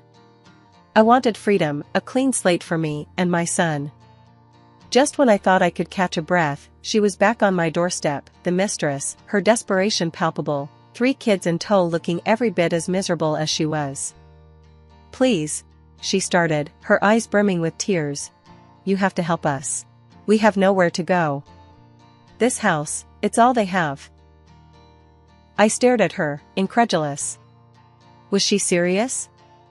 After everything, she had the gall to show up here, demanding my home? The audacity, I muttered under my breath. "Listen, and listen good. This house is mine. You and Daniel made your bed. Now, lie in it. Somewhere else." Her tears quickly evaporated, replaced by a scorching anger. "How can you be so heartless? Look at them." She pushed the kids forward, their tears starting on cue. I sighed, my heart heavy for the kids, but my resolve steel. "This isn't my doing. It's yours. It's his. You need to leave. Now." When she didn't budge, just stood there screaming accusations and curses, I had no choice. I called the police. The situation was beyond ridiculous, beyond sad. It was a circus, and I was done being a spectator. The officers arrived swiftly, their presence a relief. They tried to reason with her, but she was beyond reason, her tirade against me escalating. Eventually, they escorted her and the children away. The sight of them being led from my doorstep was both a relief and a pang in my heart. Those kids deserved better. Just when I thought I had started to turn the page, Daniel showed up again, knocking on my door with a look that was half regret, half desperation. I opened the door, not surprised but disappointed to see him standing there, a bag in his hand, his eyes pleading. "Ella, I messed up. I know that. But I've left her, left all that behind. I want to come back, for you, for our son. Can you forgive me?" His voice was shaky, his usual confidence nowhere to be seen. I stared at him, disbelief and anger swirling inside me. After everything, he thought he could just waltz back in? "Forgive you?" My voice was low, laced with venom. "After you lied, cheated, and broke our family? You think you can just drop them and everything's fine?" He shifted uncomfortably, his eyes not meeting mine. "I know I don't deserve it, but I want to make things right." "Make things right?" I laughed, harsh and cold. "You're beyond making things right, Daniel. You made your choice. Now, live with it." His face fell, and for a moment, I almost felt sorry for him. Almost. "Ella, please." "No. It's too late for pleases and sorries. You need to leave. Now." My voice was firm, brooking no argument. He looked at me, the realization finally dawning on him that there was no going back, no forgiveness to be had. With a heavy sigh, he turned and walked away, his shoulders slumped in defeat. As he disappeared from view, a part of me felt lighter. It was finally over. I was free from the web of lies and betrayal Daniel had spun around us. In the weeks that followed, I heard through the grapevine that Daniel and his mistress were crammed into a small apartment, their lives a constant battle, a far cry from the illusions he'd tried to sell to both of us. It was a fitting end, I thought, to a tale of deceit. As for me, I focused on my son, on rebuilding our lives without the shadow of Daniel hanging over us. We were moving on, stepping into a future that was uncertain, but ours to shape. The road ahead was long, but for the first time in a long time, I felt hopeful. We had survived the storm, and now, it was time to enjoy the calm. I'm Dr. Elaine Harper, but most just call me Elaine these days. After decades of saving lives, I now shuffle papers at a local hospital and consult the occasional greenhorn doctor. But today's not about any of that. Today, I'm preparing to meet Sarah, my son Michael's fiancée. While my usual place is being renovated, I'm holed up in this small, unassuming rental. It's nothing fancy, but it's cozy enough for a temporary spot. I decided to whip up my famous apple pie. Nothing wins people over like a homemade pie, right? The doorbell rang just as I pulled the pie out of the oven. Wiping my hands on my apron, I headed over to open the door. There stood Michael, looking as handsome as ever, and beside him, Sarah. She was as pretty as Michael had described, with a look about her that was both striking and, somehow, calculating. "Mom, this is Sarah," Michael introduced, his voice filled with pride. "Nice to meet you, Elaine," Sarah said, offering a hand that felt a bit too stiff. "Please, come in. I hope you're hungry. Pie's just out of the oven," I smiled, stepping aside to let them in. Sarah stepped inside, her eyes quickly scanning the modest living room and kitchen combo. I caught that little furrow in her brow as she took it all in, the second-hand furniture, the outdated kitchen cabinets, and the plain walls desperately in need of a paint job. "It's cozy," she finally said, a polite smile not quite reaching her eyes. "So, Elaine, Michael tells me you work at the hospital? What do you do there?" "Oh, just some administrative work these days," I replied, brushing off the real weight of my career. "No need to throw my achievements around." Michael shot me a surprised look. "Mom, why don't you tell her about?" I cut him off with a quick wink and began slicing the pie. "Never mind that. Let's have some pie. You'll love it, Sarah. It's my special recipe." As we sat down, Sarah seemed more interested in probing than eating. "So, how did you manage to send Michael to private schools and all? It must have been tough on just a hospital admin's salary." The question caught me off guard. It was too direct, too prying, and it irked me a bit. I steadied my voice. "Well, I had some help from my parents, a little nest egg they left me." I could tell she was sizing me up, trying to piece together how someone with a simple job had a son with such an upscale upbringing. Her questions felt more like an interrogation, each one delivered with a sharpness that was slightly disguised under a veneer of politeness. Michael, bless his heart, seemed oblivious to the tension. "Sarah's been great with all the tech support at her job. You should see her in action, Mom." "That's impressive," I said, turning to Sarah with a genuine interest now. "Technology really is the future, isn't it?" "It is. And it's so rewarding to be on the cutting edge, to be involved in something that really makes a difference," Sarah replied, her tone a mix of pride and something else I couldn't quite place. We continued to chat over pie, the conversation meandering from Michael's job to their wedding plans. I did my best to make Sarah feel welcome, despite the rocky start. As they left later that evening, Michael hugged me tight, but Sarah's goodbye was cool, her smile a practiced curve that didn't quite warm her eyes. As I washed the dishes, I made a mental note to keep a closer eye on things.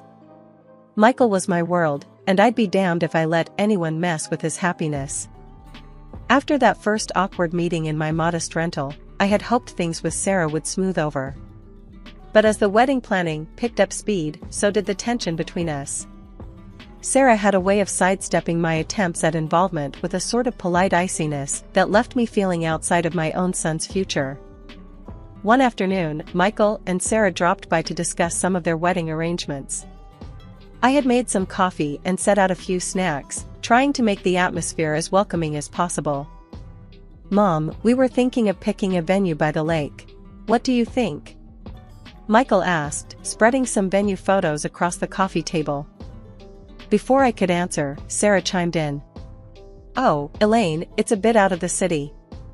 I'm not sure if some of our guests would appreciate the distance. We're thinking more of a downtown spot, right, Mike?"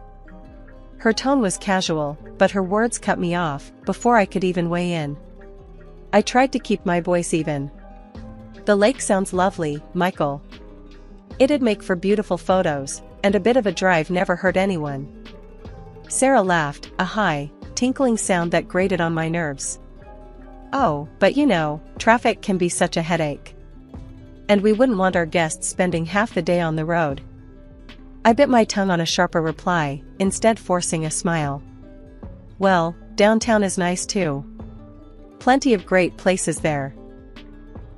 Michael looked between us, picking up on the tension but not commenting on it. He always hated conflict, especially between the people he loved. Right, well, Sarah's been looking into some great downtown venues. Haven't you, babe? He said, giving Sarah a supportive smile. Absolutely, she replied, flipping her hair over her shoulder. And Elaine, we were also thinking of a modern theme for the wedding, very sleek, very elegant. I assume you'd prefer something more traditional? Her glance flicked over my dated coffee mugs and worn tablecloth, her words dripping with unsaid judgment. I clenched my jaw, feeling the sting. I like modern just fine, I said. The important thing is that you two are happy with it. That's sweet of you, Sarah said, her smile tight. We're just aiming for something a bit more current. It's all about the image, after all. As they continued to discuss details, I found myself nodding along, but my mind was elsewhere. Sarah's every word seemed designed to edge me out, to underline how little she valued my input or presence. After they left, the silence in my apartment felt heavy. I was used to being alone, but this felt different. This was isolation within my own family, a door being softly but firmly closed in my face. I poured myself a glass of wine and sat at the window, watching the streetlights flicker on. My heart was heavy with a mother's worry. I had always been the one Michael turned to, the one who helped him navigate life's choppy waters. Now, it seemed, Sarah was steering the ship, and she was taking him in a direction I wasn't sure I was welcome. Just have to watch and wait, I muttered to myself, taking a sip. But I'm not out of this game yet. Not by a long shot. It was Michael's birthday, and despite the cold chill in our relationship, I wasn't going to miss my only son's celebration. Sarah had taken the reins, organizing everything, and somehow, my invitation got lost in the shuffle. But a mother's place is at her son's side, especially on his birthday, so I went anyway. I arrived at Michael's house with a small, carefully wrapped gift in my hands. The place was bustling, laughter and music spilling out the door as I approached. Taking a deep breath, I rang the doorbell, my heart pounding in my chest. It was one thing to crash a party, another to crash your son's party uninvited. Sarah opened the door, her smile fading a bit when she saw me. Elaine, what a surprise. We weren't expecting you. Her words stung, but I kept my composure. Wouldn't miss my son's birthday. Where's Michael? He's around somewhere, she said, stepping aside reluctantly to let me in. Well, come in, I guess. The house was decked out in blues and grays, a posh, modern look that screamed Sarah's touch. I moved through groups of people, none of whom I recognized. They were all Sarah's friends, young and trendy, the air filled with their laughter and the clinking of glasses. Finally, I found Michael, chatting with a group of people who looked to be colleagues from his work. Michael, I called out, my voice catching a bit. He turned, his face lighting up when he saw me. Mom, you made it. He excused himself and came over, giving me a big hug. I wouldn't miss it for the world, I said, handing him his gift. Happy birthday, honey. Thanks, Mom. I'm so glad you're here. He looked genuinely happy, but there was a hint of confusion in his eyes, as if he was trying to figure out why I'd say such a thing. Sarah appeared beside us, her smile tight. Michael, your friends were asking about you, she said, then turned to me. Can I get you a drink, Elaine? No, thanks, I'm fine, I replied, feeling out of place with her polite but cold demeanor. As the evening wore on, I tried to mingle, but Sarah's friends were a tight-knit group, and I felt like an outsider. Every conversation felt strained, with Sarah often interjecting to steer Michael away or dominate the discussions with tales of her work accomplishments and plans for their future. At one point, I overheard her talking to a friend, her voice just loud enough for me to catch. Yeah, it's a bit awkward that she showed up. I didn't think she'd come, given, the vibe. The words were like a slap.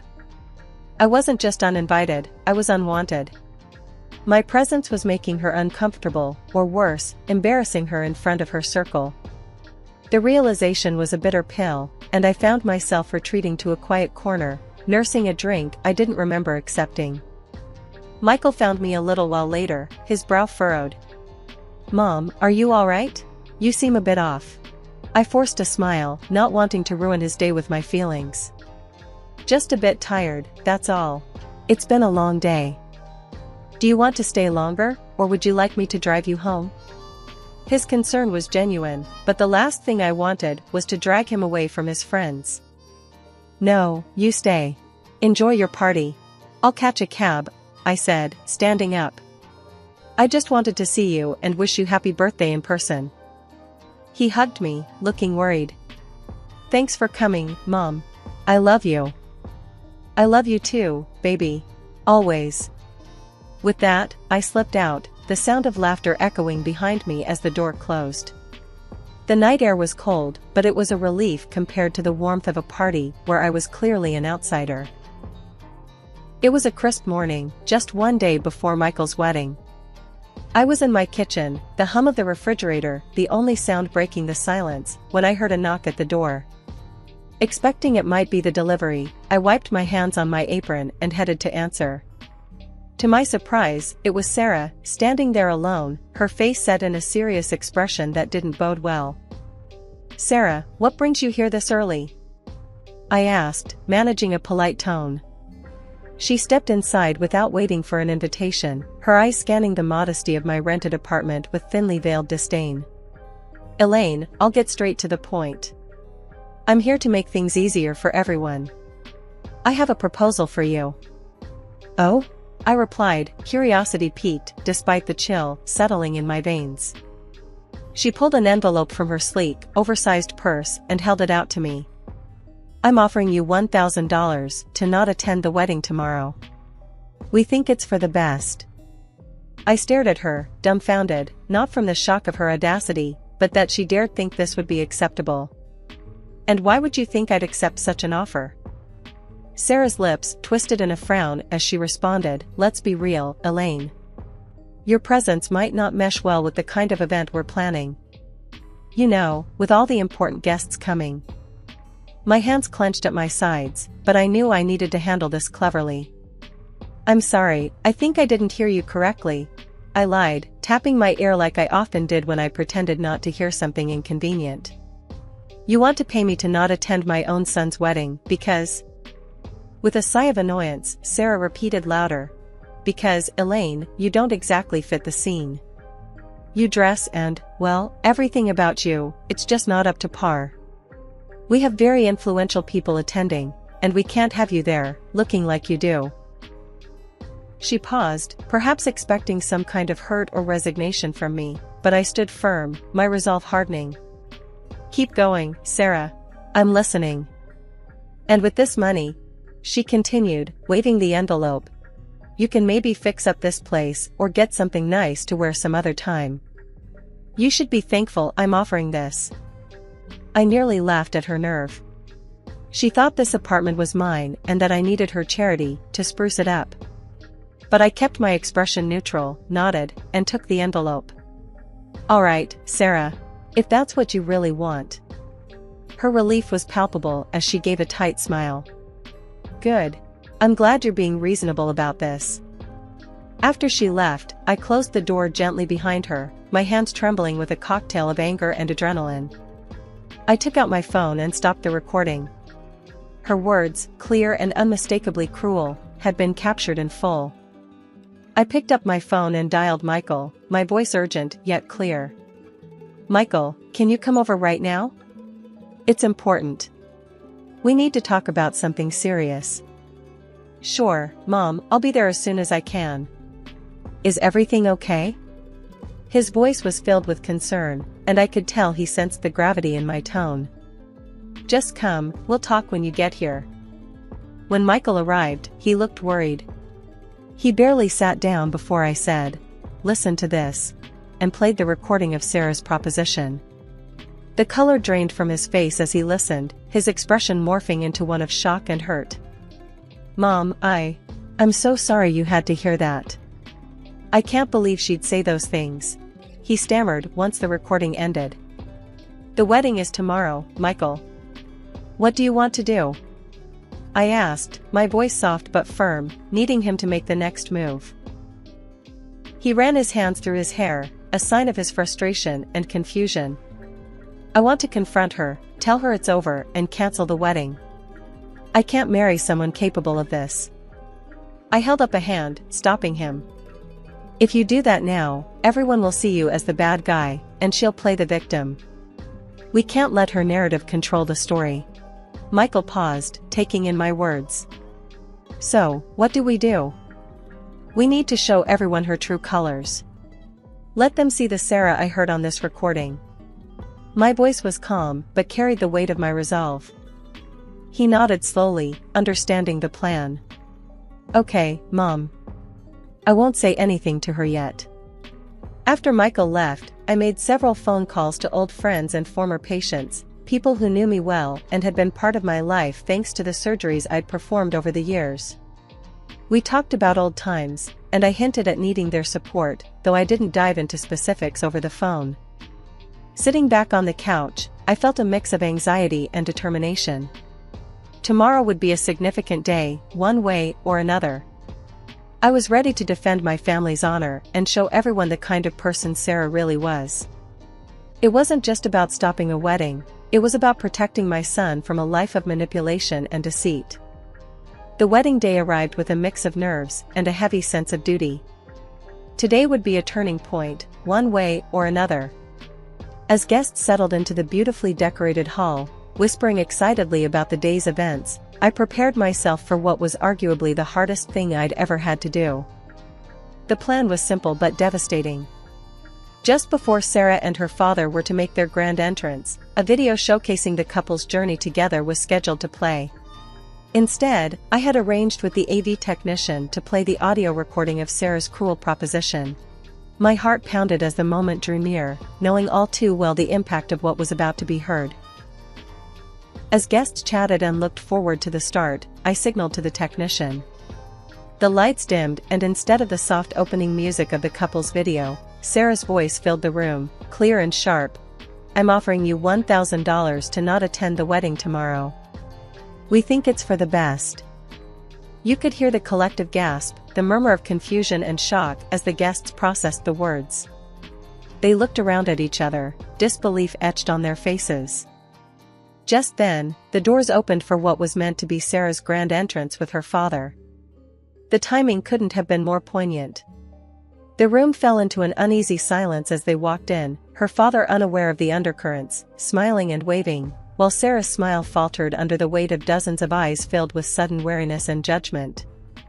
Without missing a beat, as they reached the front, I switched to the second part of my plan. The screen now showed a video montage of testimonials from prominent city figures, colleagues, and patients, all speaking to my years as a dedicated surgeon, the lives I'd saved, and my contributions to the community.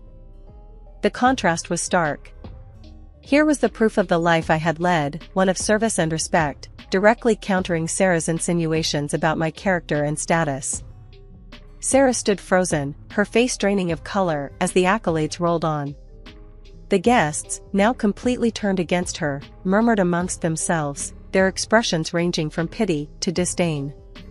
Sarah's mother, sitting in the front row, had tears streaming down her face, her hands covering her mouth in shock. Sarah looked around helplessly, her earlier composure shattered. She had been exposed, her superficial judgments laid bare before the friends and family she had hoped to impress. As the revealing video ended, a hush fell over the room. It was a heavy silence, thick with the weight of revelations and shattered expectations. My son, Michael, took a deep breath and walked up to the microphone with a solemn expression. The room's attention was fixated on him, every pair of eyes filled with curiosity and concern. I'm very sorry, Michael began, his voice echoing through the quiet hall, that I didn't see the callousness and arrogance of my bride sooner. He paused, looking over the crowd with a regretful gaze. I am canceling the wedding, and I apologize to all of you for the inconvenience. He then turned to look at me, his expression softening. "Mom, I'm sorry. Thank you for everything you've done for me. Without you, I might have made the biggest mistake of my life." His voice cracked slightly, and my heart swelled with both pride and sorrow for what he was enduring. A murmur of support rose from the crowd, and a few guests stood up, applauding him for his courage. I felt a tear slip down my cheek as I watched my son, standing there, embodying the values I'd hoped to instill in him, a man of integrity and strength. At that moment, Sarah, who had been standing off to the side, burst into tears. "I didn't know about your mother's background," she sobbed, her voice desperate and pleading. "This changes everything. Please, Michael, can we just talk about this?" But Michael shook his head, his decision firm. "There's nothing left to discuss. It's over, Sarah." Even her own parents looked at her with a mix of shock and indignation, their expressions conveying their disappointment and disbelief at their daughter's actions. They had been caught in the uncomfortable position of witnessing their child's failings laid bare before a room full of guests. Seeing no way to salvage the situation, Sarah's frustration and embarrassment boiled over. "This is all your fault," she yelled at me, pointing a trembling finger in my direction. Her voice was raw, laden with emotion. "You've ruined everything." With those final words, she turned and ran from the hall, her sobs echoing behind her as the door slammed shut. The room was left in a state of shock, everyone processing the drama that had unfolded so unexpectedly. I moved to Michael's side, putting an arm around him. "You did the right thing," I whispered, feeling the weight of the day pressing down on us both. He nodded, wrapping his arm around my shoulders. "Thanks, Mom. I couldn't have gotten through this without you."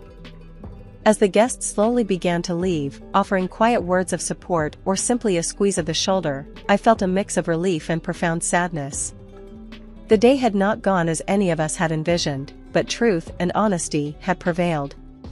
Michael was hurt, but he was free from a future that could have been much more painful. After the storm had settled, I wrapped up the renovation of my house. It's beautiful now, a place filled with peace and light, much like the new chapter of my life. 2 years had flown by since that fateful day. Sarah, Michael's ex-fiancée, tried to reach out to me a few times, pleading for reconciliation. But after everything, how could I?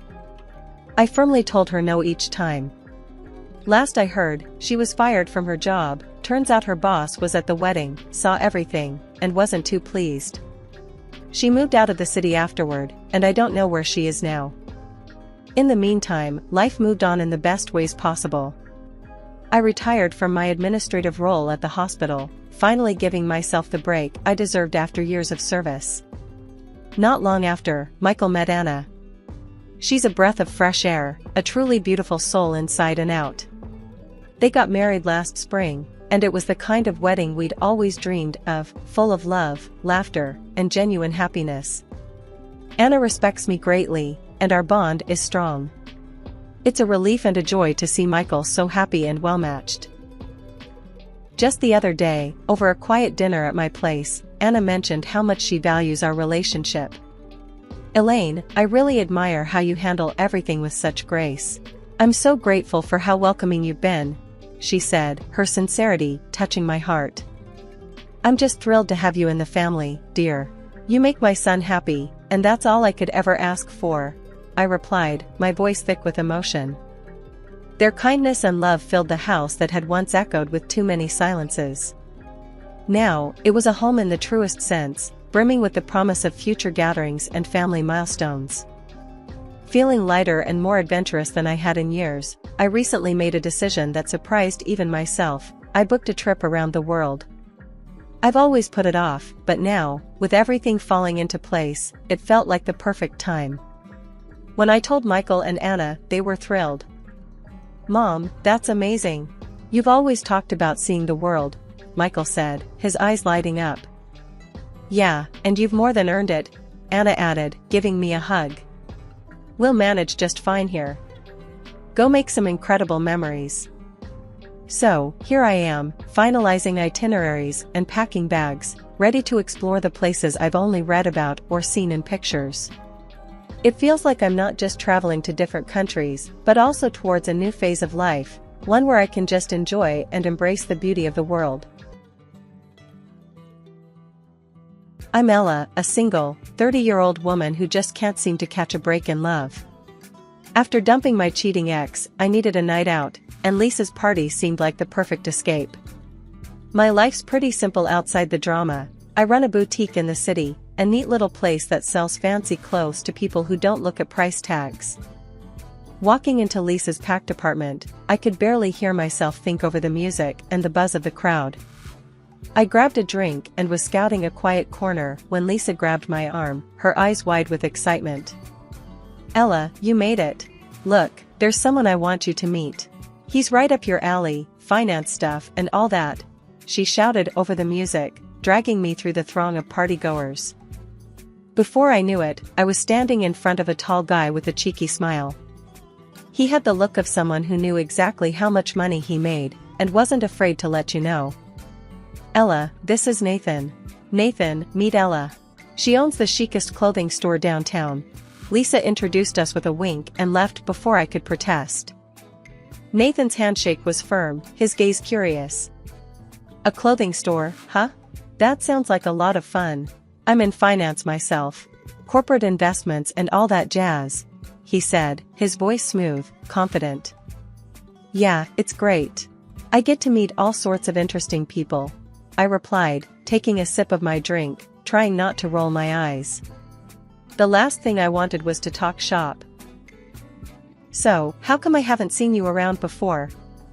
A beautiful woman like you, I wouldn't forget," he continued, leaning in a bit too close for comfort. I shifted back, raising an eyebrow. "Probably because I spend more time with fabric swatches than I do at finance galas."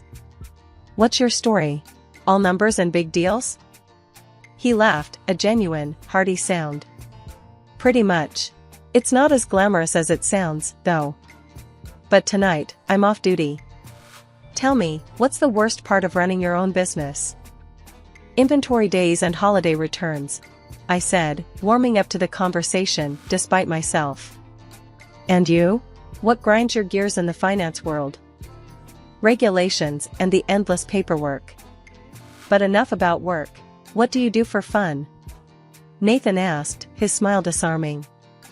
I found myself talking about my love for vintage jazz records and thrift store hunts, topics I hadn't expected to discuss with a finance guy at a noisy party. Nathan wasn't just listening, he was genuinely engaged, asking questions, sharing his own stories about trying to find the best music venues in the city. The evening flew by, and before I knew it, the party was winding down. Nathan looked at his watch, then back at me. I didn't expect to spend the whole evening talking to someone so intriguing. "Can I see you again?" I hesitated, the recent breakup flashing through my mind. "I'm not really looking to jump into anything new," I admitted. "No pressures. Let's just say it'll be about sharing more music and maybe some coffee. I know a place that plays live jazz on the weekends," he suggested. Dating Nathan was like stepping into a whirlwind of jazz nights and impromptu city walks. We'd been seeing each other for a while, and even though I'd told him from the start that I wasn't looking to dive deep into anything, it seemed like every day with him chipped a little bit more off my resolve. One evening, as autumn was just starting to bite, Nathan called me up and said, "Hey Ella, put on that fancy red dress you love so much.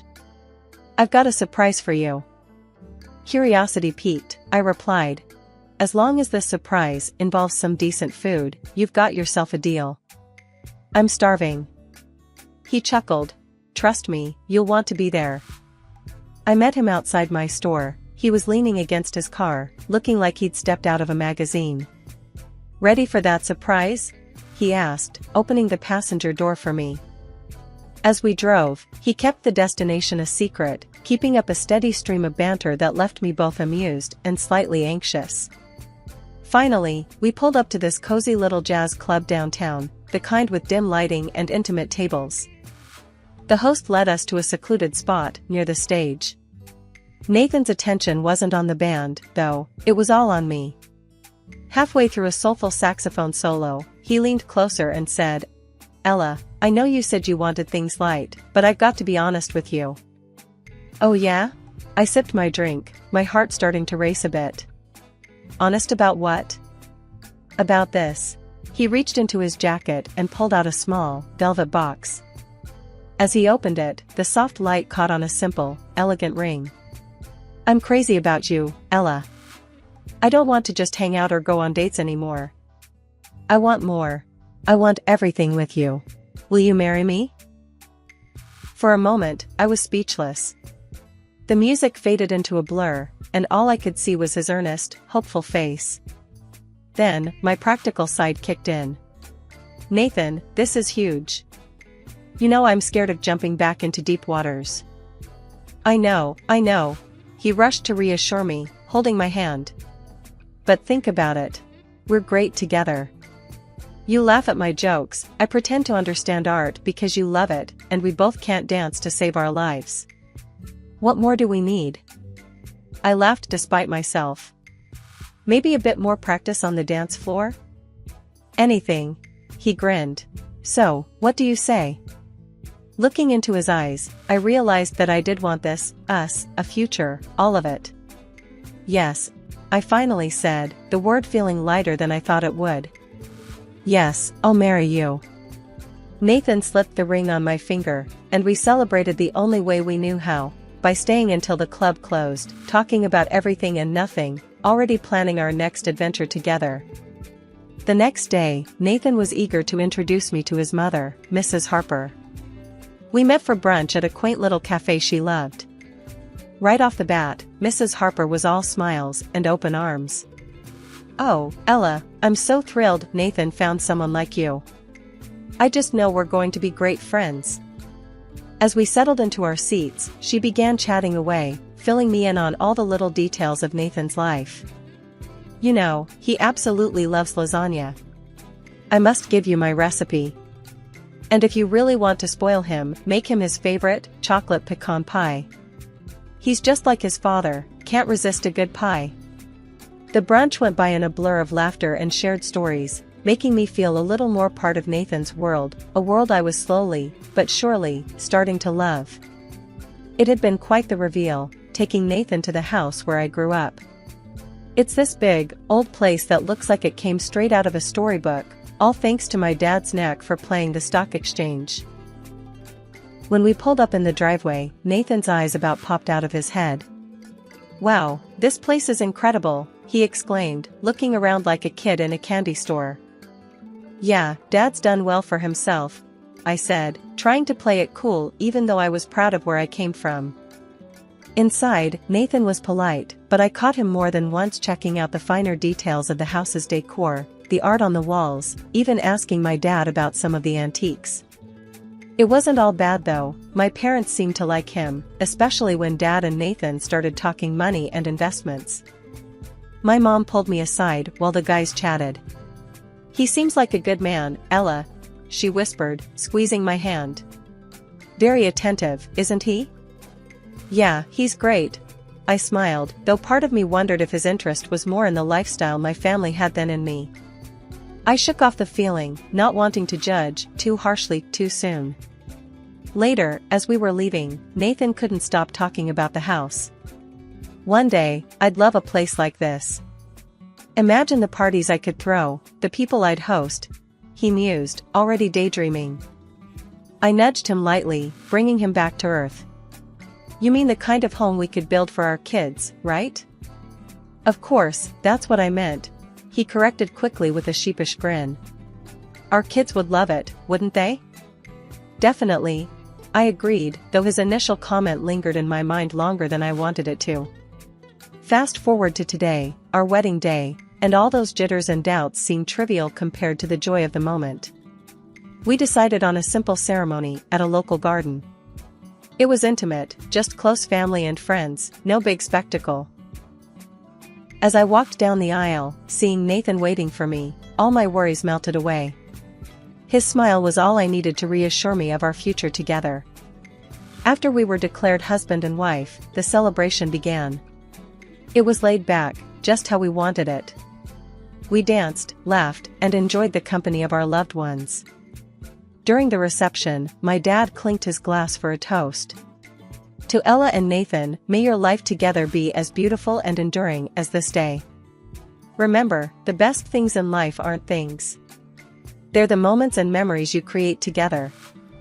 As the party carried on into the evening, I felt a profound sense of contentment. Whatever uncertainties the future held, I was ready to face them with Nathan by my side. Life after the wedding was a whirlwind. Nathan and I were settling into married life, adjusting to each other's habits and routines, when we were hit with a curveball. My dad, who had always been the pillar of strength in our family, got sick, really sick.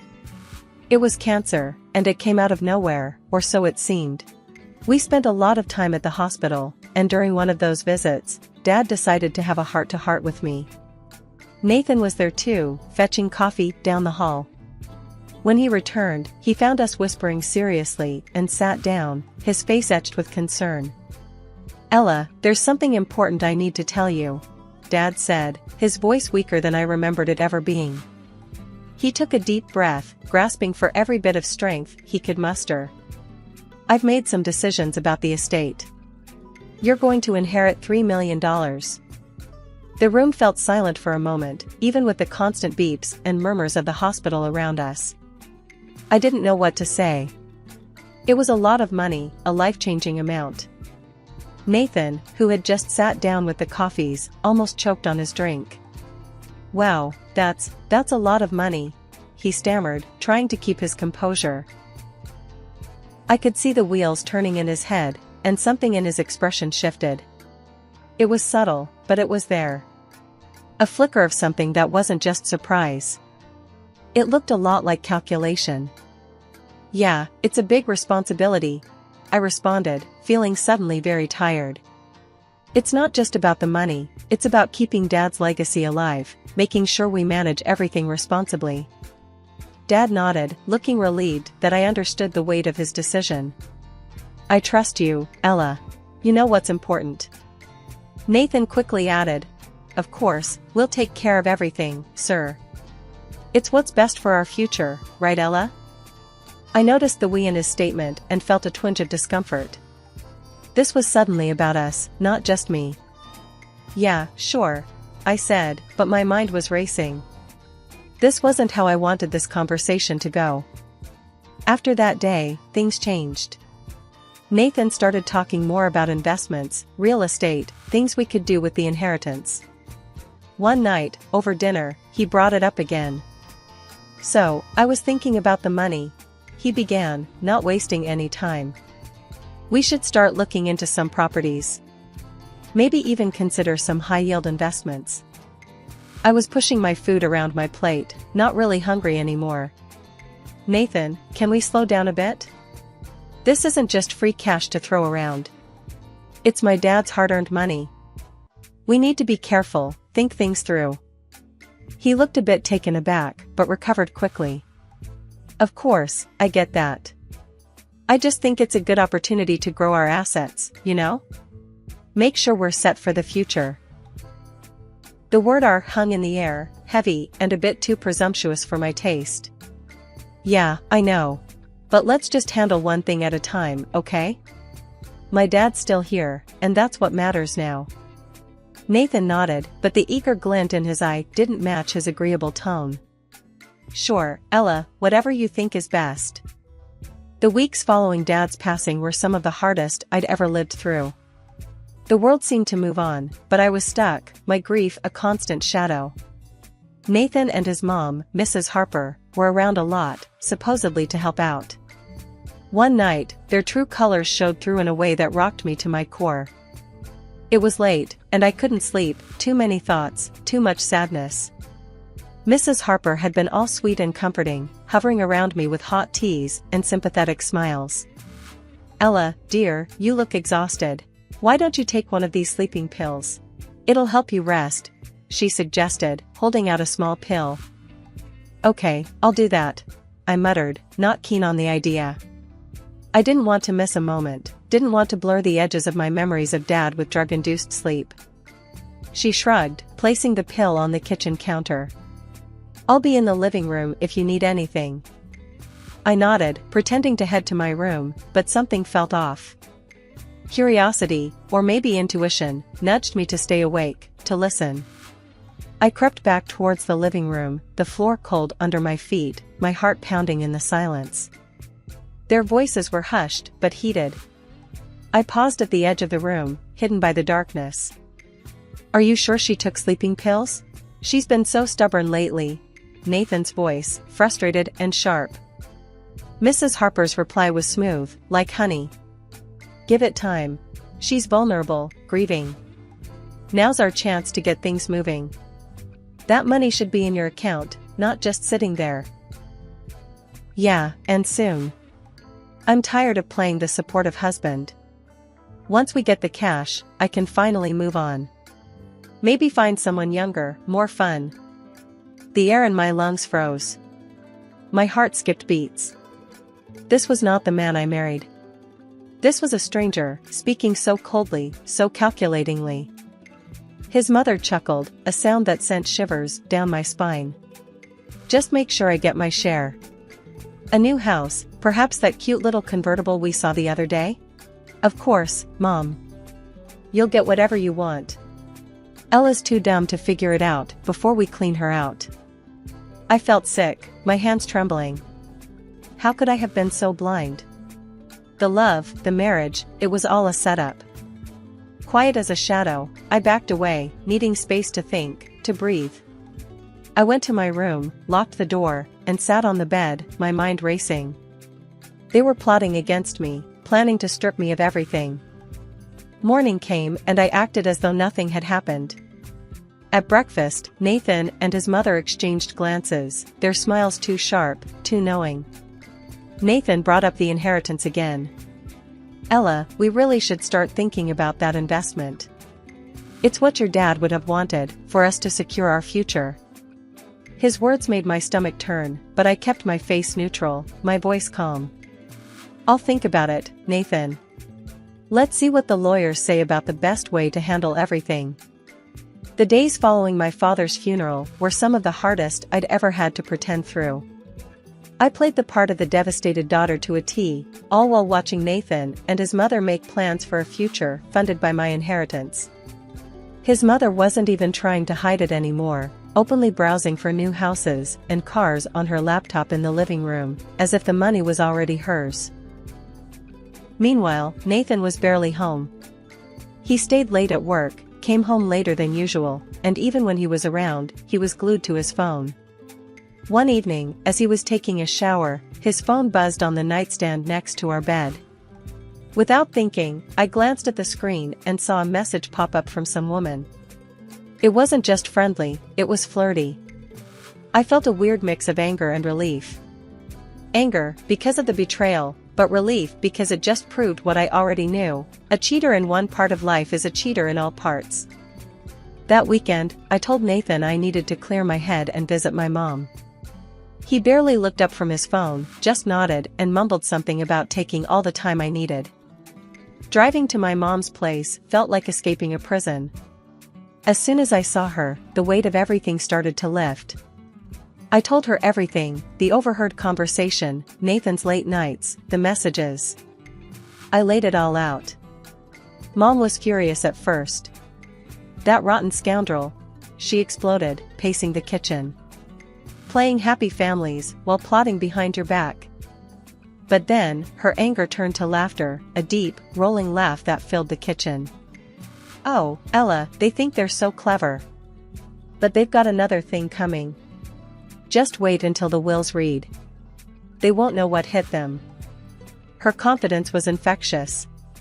For the first time since that awful night, I felt like maybe things would turn out alright. "So, we just wait. That's it?" "That's it," she confirmed. "Let them make their plans. They're building castles in the air, and we're about to bring them right down to the ground." Back at home, Nathan was exactly where I left him, phone in hand, probably texting that woman. But I didn't care anymore. I had something they didn't, a plan and the truth on my side. I went to bed that night not with a heart heavy with dread, but with a spark of strategy and the anticipation of justice soon to be served. The day to read my dad's will finally arrived, and you could cut the tension in the lawyer's office with a knife. Nathan and his mom were practically buzzing with excitement, thinking they were about to become filthy rich. I was sitting there, feeling like I was about to watch a show, knowing all the while what the finale would be thanks to my mom's hint. We all gathered in the small, stuffy office, the air thick with anticipation. Nathan kept glancing at his watch, and his mom was tapping her foot nonstop. You'd think they were waiting for a lottery draw the way they were carrying on. The lawyer, Mr. Jenkins, cleared his throat and opened the thick folder in front of him. Thank you all for coming today. As per Mr. Thompson's wishes, I will now read the last will and testament. Nathan leaned forward, practically on the edge of his seat. His mom whispered, "Here we go," under her breath, rubbing her hands together like she was about to receive her birthday present. Mr. Jenkins began with the usual legal jargon but soon got to the part everyone was waiting for. To my daughter, Ella, I leave the sum of $3 million. Nathan's mom let out a little squeal, and Nathan shot me a look that was meant to be comforting but came off as smug. I just stared straight ahead, impassive. Mr. Jenkins continued. However, it must also be noted that along with this inheritance, there are debts incurred by Mr. Thompson amounting to $4 million. The room went dead silent. You could have heard a pin drop. Nathan's face went from smug to shocked to pale in a matter of seconds. His mom was furious. This must be some mistake. We need to see the documents, the proof. Mr. Jenkins, ever the professional, started handing out copies of the financial statements and debt notices. Everything is documented here. If you have any questions, you can consult with your own legal advisor. As the reality of the situation sunk in, my mom stood up. Her voice was calm but carried across the room. Nathan, you need to understand, my husband had a weakness for gambling. He made debts, borrowed from people, from banks. I hope you'll be noble in this situation and help Ella with these debts.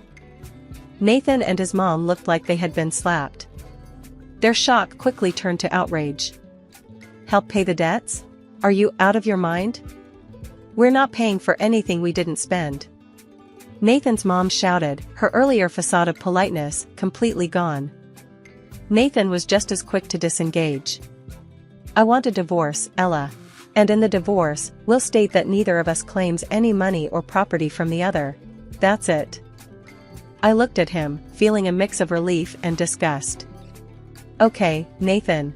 If that's what you want, I agree. We can get the divorce papers ready.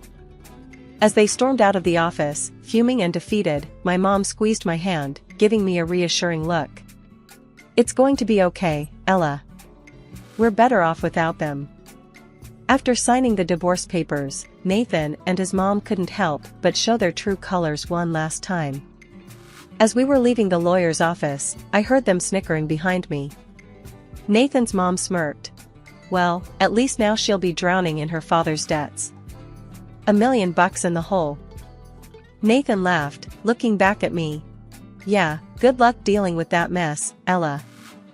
I couldn't help but laugh myself, which seemed to confuse them. Nathan frowned. Why the hell are you laughing? That's when my mom stepped in, cool as ever. She had been quiet, just observing until then. Because, Nathan, you've got it all wrong. You see, I've been the one managing our finances all along. Your father-in-law, bless his soul, wasn't the financial wizard everyone thought he was. Their smug expressions faltered. What are you talking about? Nathan's mom snapped. My mom smiled, a bit of steel in her gaze. I'm the one who made all the successful investments and stock deals. My net worth is around $50 million. I can cover Ella's inherited debts without breaking a sweat. Nathan's face went white. Wait, what? Are you serious? Yes, Mom continued. And since I'm in a sharing mood, I've decided to give Ella a beautiful house as well, one that she won't have to share with anyone, especially not a gold digger. The shock on their faces was priceless. Nathan actually dropped to his knees, his earlier arrogance gone as he stammered, Ella, please, I didn't mean any of it. I was just mixed up. I turned my back on him and his mother, who was still trying to process the revelation. As we walked away, I blocked their numbers on my phone. That was the last I wanted to hear from either of them. Weeks later, I heard through the grapevine that Nathan was in trouble. His debts had caught up with him, and the bailiffs were after him. He tried to reach out, sending messages through mutual friends, begging for help. I didn't waver. Tell him I wish him the best of luck, I told a friend who relayed his pleas. That was the most help he'd get from me.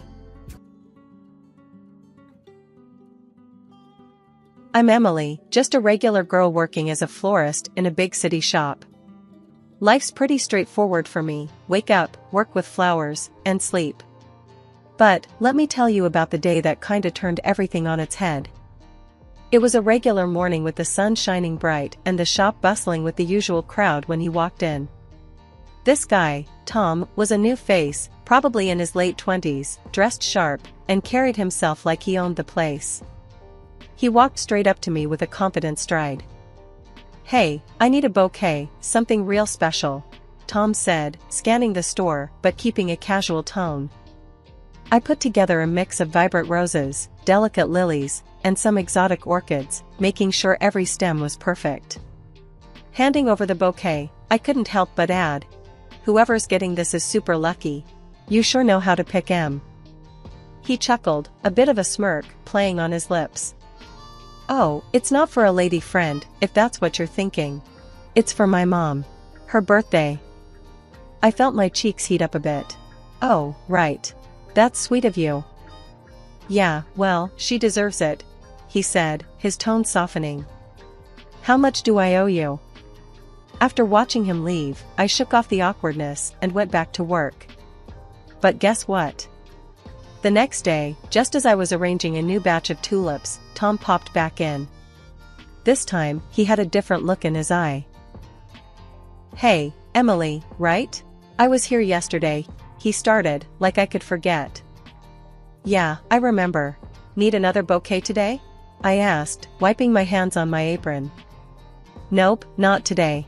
Actually, I was wondering if you'd like to grab coffee with me. There's a nice place just around the corner. My treat," he said, his gaze steady. I hesitated for a moment, not really sure what to make of it. Like a date? "Yeah, why not? Could be fun." He shrugged, looking casual, but hopeful. I figured why not, it's just coffee.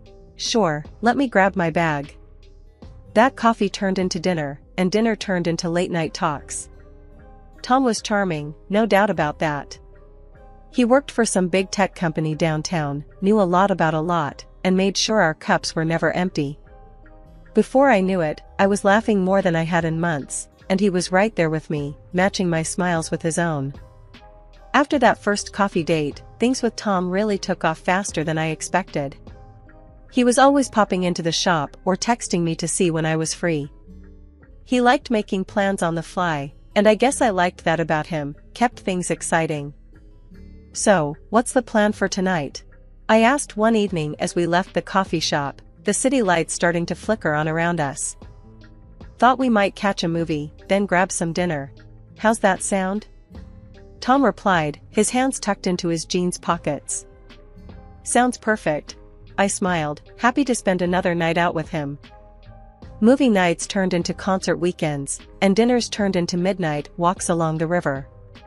It was like we couldn't get enough of each other. Tom was all about the grand gestures too.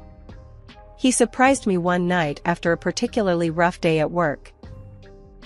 "Hey, you look like you could use a break," he said as he walked into the shop, a mischievous grin on his face. "Yeah, today's been crazy. What's up?" I wiped my forehead, dropping a bunch of wilted daisies into the bin. "I think you need a change of scenery. How about we drive up to the coast this weekend? Just you and me?" He leaned on the counter, his eyes sparkling. I couldn't believe it. "Really? Like a mini vacation?" "Why not? We both could use some fresh air, and I know a great little place by the beach," he said, looking hopeful. That weekend getaway was something out of a dream. The beach was beautiful, the food was amazing, and Tom, he was perfect. We talked about everything under the sun, from our crazy childhood stories to our hopes for the future. It was during one of those deep conversations, under a sky full of stars, that he caught me off guard. "Emily, I've been thinking," he started, his voice serious for once. "Yeah?" I turned to face him, the sea breeze playing with my hair. "I don't want to scare you off or anything, but I think I'm falling for you. Hard." He took my hand, squeezing it gently. I felt my heart skip a beat. "Tom, I feel the same way." His smile then was enough to light up the darkest night. "Good, because I have something else to ask you." And just like that, a few weeks later, he was down on one knee, right there in the middle of my flower shop, with a ring that sparkled like his eyes did when he smiled.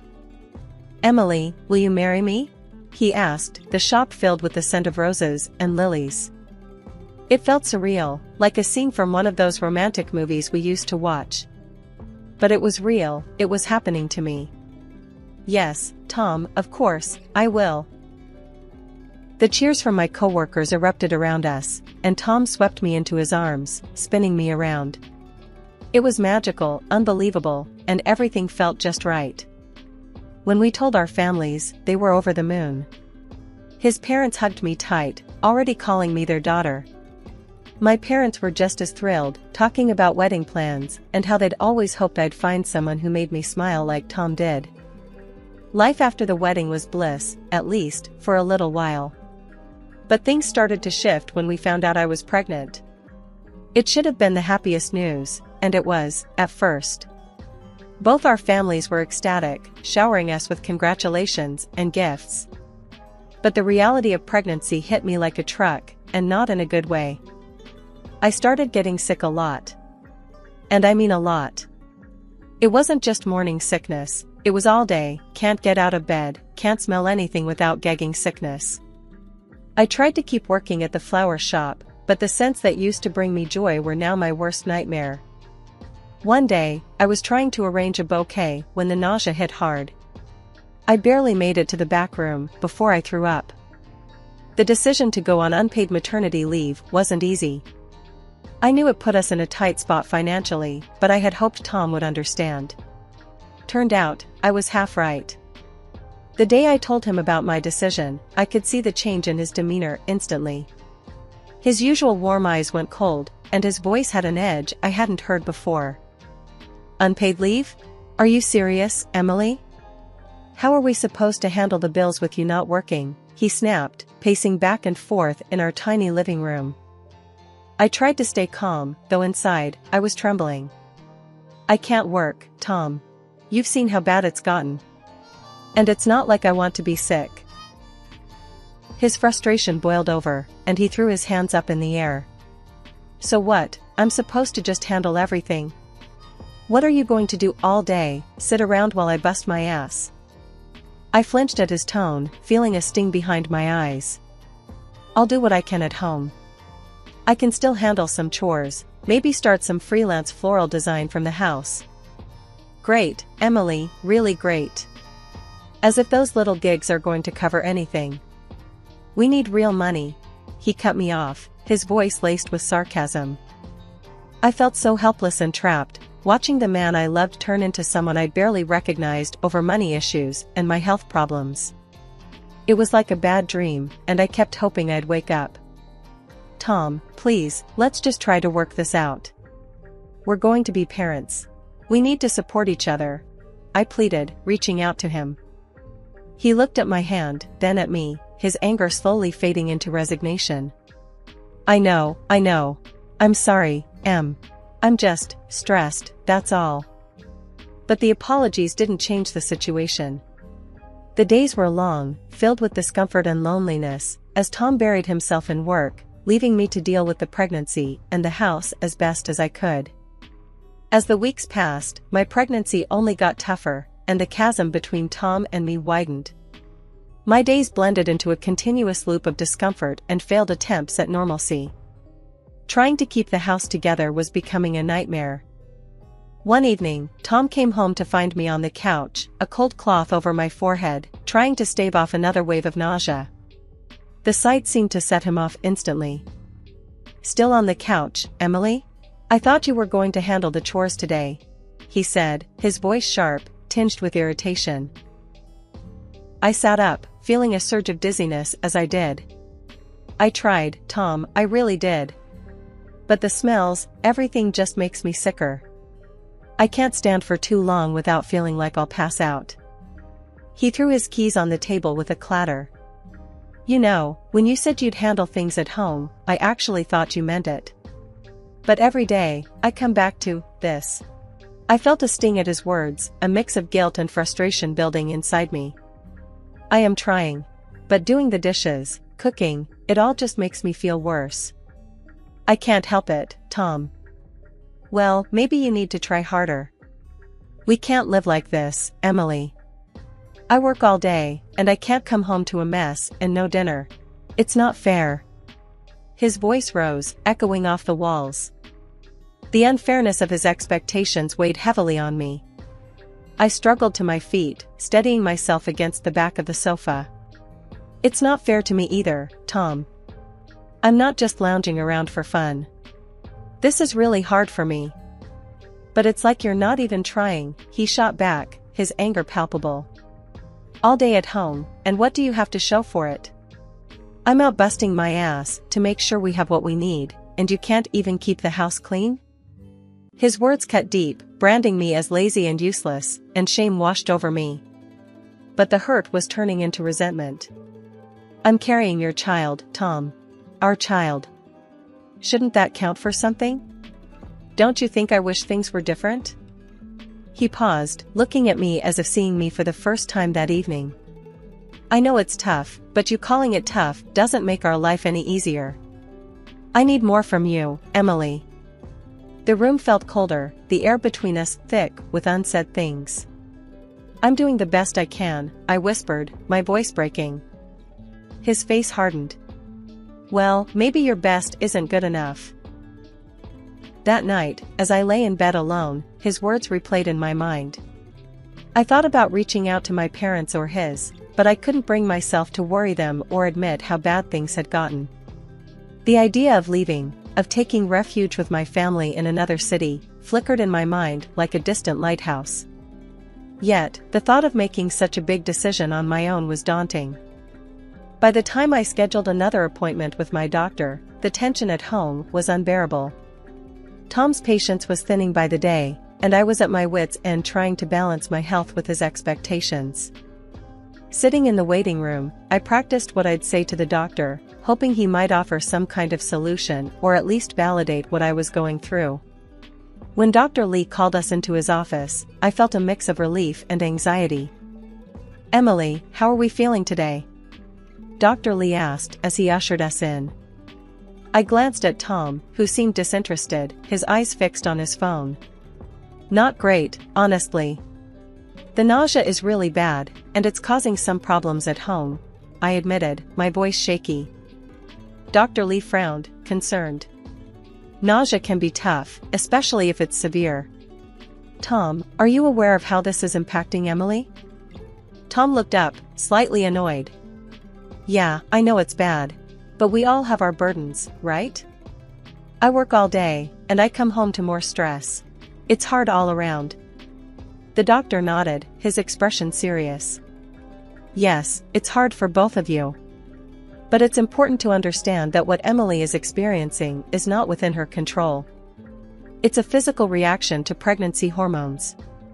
Some women have it worse than others. Yeah, but how long is this supposed to last? I mean, is there something she can do to just get over it? Tom's frustration was evident. Dr. Lee took a deep breath, choosing his words carefully. Unfortunately, it varies. Emily, we can try a few different medications to help manage the symptoms. It's not about getting over it, but managing it so she can have some quality of life. I nodded eagerly, grateful for any help. That sounds good, anything to help ease this. Tom shrugged, not fully convinced. So, what? Are these meds going to fix everything? Can she start doing more around the house then? It's not a cure, Dr. Lee explained patiently. It's to help her cope better. As for household duties, it might be wise to adjust your expectations during this time. Pregnancy isn't a one-size-fits-all situation. Tom sighed loudly, his impatience showing. So I'm supposed to just keep handling everything? This isn't what I signed up for. The room went silent for a moment, the tension thick. Dr. Lee looked between us, his expression softening. Tom, this is a temporary phase. It's a time when support is crucial. Perhaps, considering some temporary help at home could relieve some of the pressure. I'm not hiring someone to do chores when we're already tight on money because of the unpaid leave, Tom snapped back. Dr. Lee tried again to explain, emphasizing the reality of my symptoms and the need for empathy and support. Tom, understanding and patience are vital here. It's not about one person doing more or less, it's about adapting to challenges together. However, despite Dr. Lee's efforts, Tom's frustration seemed only to grow. He stood abruptly, shaking his head. This is all just excuses, isn't it? You just don't want to do anything. I'm tired of this. With that, he walked out of the room, leaving me behind with the doctor. Dr. Lee gave me a sympathetic look, his disappointment evident. I'm sorry, Emily. I tried. One evening, out of nowhere, Tom dropped a bombshell. So, my boss, Mr. Henderson, is throwing a big party next week. He's a big family guy, loves seeing everyone with their spouses. That means you're coming with me, Em. The news hit me like a ton of bricks. The thought of a social gathering was overwhelming with how sick I'd been feeling lately. Tom, do you think that's a good idea? With how I've been? I started, hoping he'd understand. No, Em, it's not up for discussion. Mr. Henderson notices these things. It's important for my career that we both show up, he said firmly, cutting off any protest I might have had. But the people, the noise, the smells. I don't know if I can handle it, I replied, my voice weak, already dreading the thought. Tom's expression hardened as he crossed his arms. You have to, Em. It's important for my career. Can't you just try to hold it together for a few hours? The drive to the venue was tense, with Tom going over his talking points, while I tried to steady my breathing and calm my churning stomach. When we arrived, the blast of music from inside the venue hit me like a physical wave, and the mingled perfumes and food odors made my head spin. Remember, smile and try to look like you're having a good time, Tom whispered as we entered, his grip on my arm a bit too tight. I nodded weakly, managing a smile as a few of Tom's colleagues came over to introduce themselves. They were all smiles and handshakes, but all I could focus on was the overwhelming scent of perfume and food. It wasn't long before I felt the nausea rise, fast and unforgiving. Tom, I need to step outside for a bit, I murmured after a particularly strong wave of nausea hit me. Not now, Emily, he hissed, barely looking at me. Just hold on until after dinner, please. Trying to blend into the background, I sipped on some water, hoping to settle my stomach. But it was no use. Halfway through the dinner, I could feel a cold sweat break out over my forehead, and I knew I couldn't hold back any longer. I stood abruptly, my chair scraping loudly against the floor. Tom, I need to go. Now, I said, my voice urgent. Tom looked at me, frustration and embarrassment coloring his features. Can't you see I'm in the middle of something here? He snapped quietly, his teeth clenched. I'm going to be sick, I whispered, feeling the room spin as people turned to look. Without waiting for him, I rushed toward the bathroom, but didn't make it. Right there, in front of all those people, my body gave up, and I was violently sick. The room went silent, save for the horrible sound of my embarrassment. When I finally stopped and looked up, tears of humiliation stinging my eyes, Tom was by my side, but his look was not one of concern. You just had to make a scene, huh? He muttered, helping me up not out of kindness, but to get me out of sight. He grabbed my arm, his grip tight and painful, and dragged me into the corridor. Look what you've done. You're a pretender, Emily. Always making excuses, he yelled, his face inches from mine. I tried to pull away, feeling overwhelmed and scared. Tom, please, I'm really sick. Enough. I'm sick of your excuses. Get out of here on your own. I'm done dealing with this tonight, he shouted. He shoved me towards the exit, pushing me several times as I stumbled. Finally, he threw me into the hallway and stormed off. I leaned against the wall, gasping for air, my body weak from nausea and my heart breaking from his cruelty. Leaning against the wall of the corridor, I felt utterly humiliated and abandoned. My tears were just starting to dry when I heard footsteps approaching.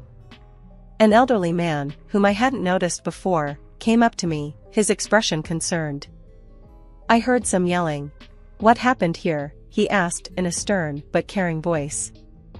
I couldn't hold it in anymore. The tears started again, and I found myself pouring out everything. My husband, he just doesn't understand. He thinks I'm pretending to be sick because of the pregnancy. He left me here after I got sick in front of everyone. The man's face turned sharply stern as he listened. "What's your husband's last name?" he asked with an intensity that made me shiver. "Morris, Tom Morris," I managed to say through sobs. His demeanor softened a bit as he nodded, understanding the situation better. "Come with me," he said gently, leading me to a quieter part of the venue, away from the noise and the overwhelming smells. He found an empty table, pulled out a chair for me, and handed me a glass of cool water. Sitting there, sipping water, helped me calm down a bit. The man remained with me, ensuring I was all right. Soon, the solemn part of the party began, and he excused himself saying he had to take the stage. I watched as he walked up, and to my shock, the crowd erupted into applause. The man, now at the podium, started praising his employees for their commitment to family values. Then, his tone changed, and he started talking about respect for one's spouse. "There is a man here," he said, turning to look directly at Tom, "who has failed to show the respect and support a husband should to his wife." Tom's face went pale as he was called up to the stage. I watched, frozen, as Tom walked up to join the same man who had just helped me. "My wife and I have 4 children," the man continued, his voice stern and loud enough for everyone to hear, "and I understand how different each pregnancy can be. It is no excuse to mistreat or doubt your spouse."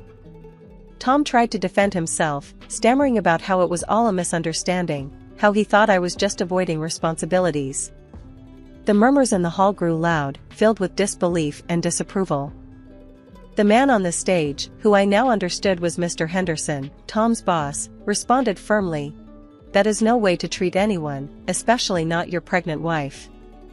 His next words dropped like a hammer. "Tom Morris, you are no longer employed at this company. We respect family values here, something you've clearly forgotten." After the party, Mr. Henderson drove me back to my house. He made sure Tom wouldn't cause any trouble while I packed up my belongings. It was surreal, gathering my life into boxes with Tom's boss watching over things, ensuring everything stayed civil. Tom was silent, his anger from the night before replaced by a sullen quiet. Mr. Henderson didn't say much either, but his presence was a solid reassurance that I wasn't alone in this. Once everything was packed, Mr. Henderson drove me to a hotel. The next few weeks were a blur of finding a new apartment and dealing with the legalities of separation. When Tom's parents heard about what had happened, they reached out, full of apologies and offers to help. Despite everything, I was grateful for their support. They helped me cover the rent for my new place for several months. Life in my new apartment was quiet. I spent days preparing for the baby and nights wondering about the future. When my son Jack was born, it was like a light came back into my life. Holding him for the first time, I knew that no matter what had happened, starting over had been the right decision. Divorce proceedings were tough. Tom fought against it at first, but eventually gave in. Mr. Henderson was instrumental once again, providing a corporate lawyer to handle my case. The lawyer was sharp and empathetic, helping me secure a settlement that included compensation for emotional abuse and child support. The financial security was a relief. It meant I could start anew without constant worry. With my life somewhat stabilized, I returned to the flower shop. Mrs. Jenkins, my boss, welcomed me back with open arms. "We've missed you, Emily. The flowers haven't been the same without you," she said on my first day back. Working again felt therapeutic. Arranging bouquets, advising customers, and tending to the plants, I found peace and a sense of normalcy that had been missing from my life for too long. One afternoon, while arranging a particularly beautiful set of roses, my phone rang. It was Mr. Henderson checking in. "Just wanted to see how you and Jack are doing, Emily," he said, his voice warm over the phone. "We're doing well, thank you. Back at work, and it feels right," I responded, smiling as I snipped the stem of a rose. "That's great to hear. Remember, you ever need anything, I'm just a call away." Ending the call, I looked around at my surroundings, the colorful flowers, the photos of Jack I had pinned up by my workstation, and the gentle hum of daily life in the shop. It all felt like a new chapter had truly begun. I'm Milena, and until my 30th birthday, the most exciting part of my life was when the accounting firm I worked for decided to switch from PC to Mac. Yeah, not exactly headline stuff. But then, at a friend's birthday bash, everything changed. That night, I stood at the corner of a cramped living room, clutching a soda and feeling awkward in my too-tight dress. The music was loud, way too loud for conversation, but apparently just right for him, Mark. He was a head taller than most, which was probably why he spotted me. He sauntered over with a confidence that made my heart skip. "Hey, you're Milena, right?" His voice was clear, even over the thumping bass. Yeah. And you are?" I sipped my drink, trying to look calmer than I felt. "Mark. I've seen you around. Mind if I join you?" He didn't wait for an answer, just took it as a given and stood next to me. "Not at all," I said, my voice nearly lost to the latest pop hit blaring through the speakers. "So, Milena, what brings you here tonight?" He leaned in, his tone casual, but his eyes intense. "Just here to celebrate Sarah's birthday. You know her long?" "Yeah, went to college with her. She keeps inviting me to these things." He shrugged. "Can't say no, can I?" We laughed, and it felt natural, easy. "I get it. I work with her. She's kind of hard to say no to." "An accountant, right?" she mentioned. He nodded like he knew all along. "That's right. Numbers are my game," I joked, though I usually found nothing funny about spreadsheets. "Sounds thrilling." He grinned, and I couldn't tell if he was mocking me or not. "Oh, absolutely. It's all wild parties and high stakes in the accounting world." We laughed again, and that's when I felt it, the ease of talking to someone who seemed genuinely interested in what I had to say. It was a new feeling, exciting and a bit scary. "You want to grab some air?" he suggested, tilting his head towards the backyard. I nodded, grateful to escape the noise. Outside, the cool air was a relief.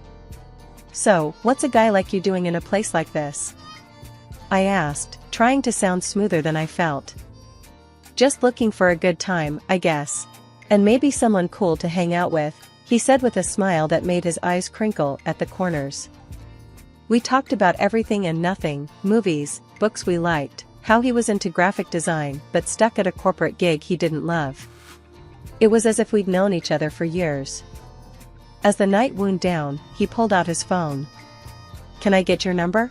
I'd really like to see you again, Milena." I hesitated, not used to this kind of attention, but something about him felt right. "Sure," I said, punching my number into his phone.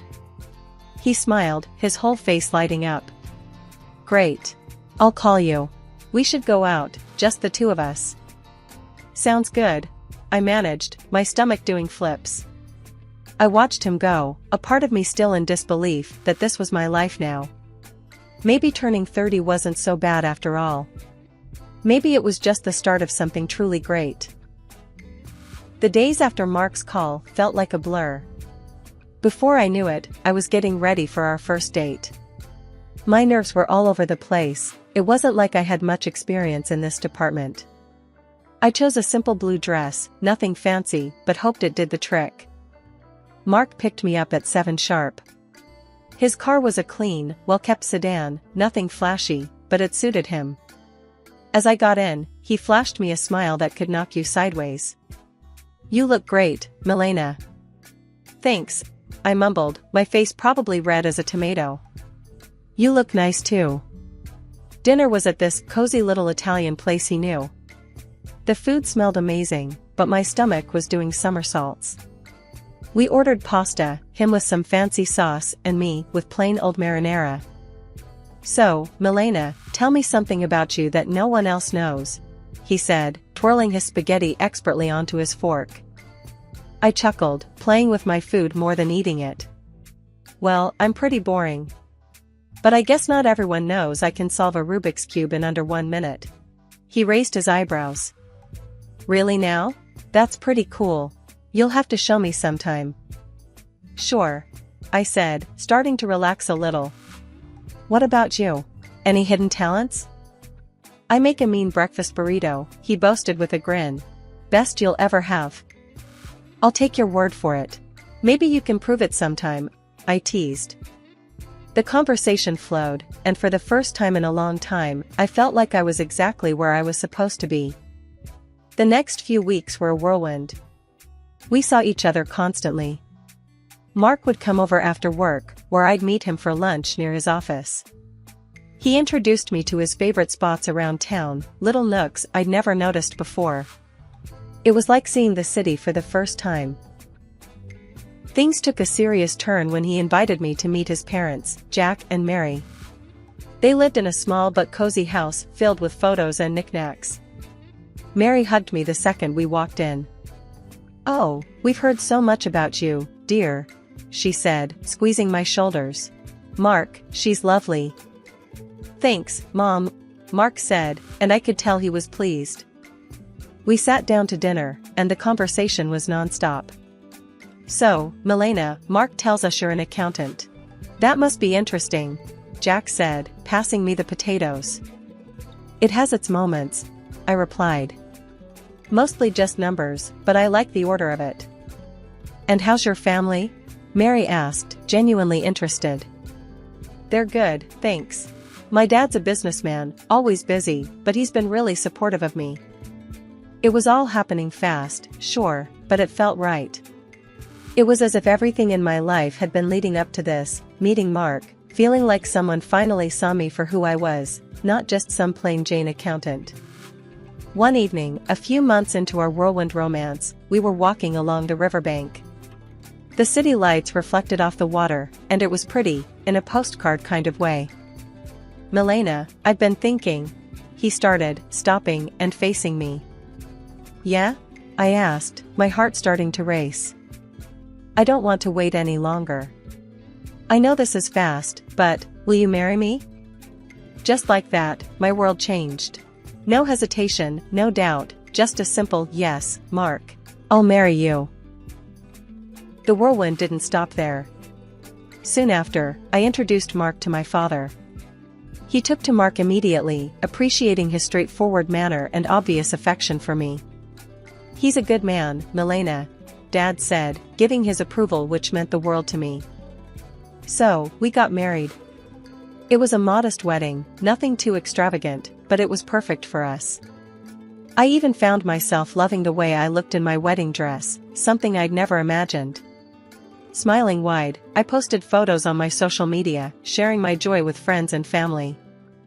After the wedding, life didn't slow down, it picked up pace.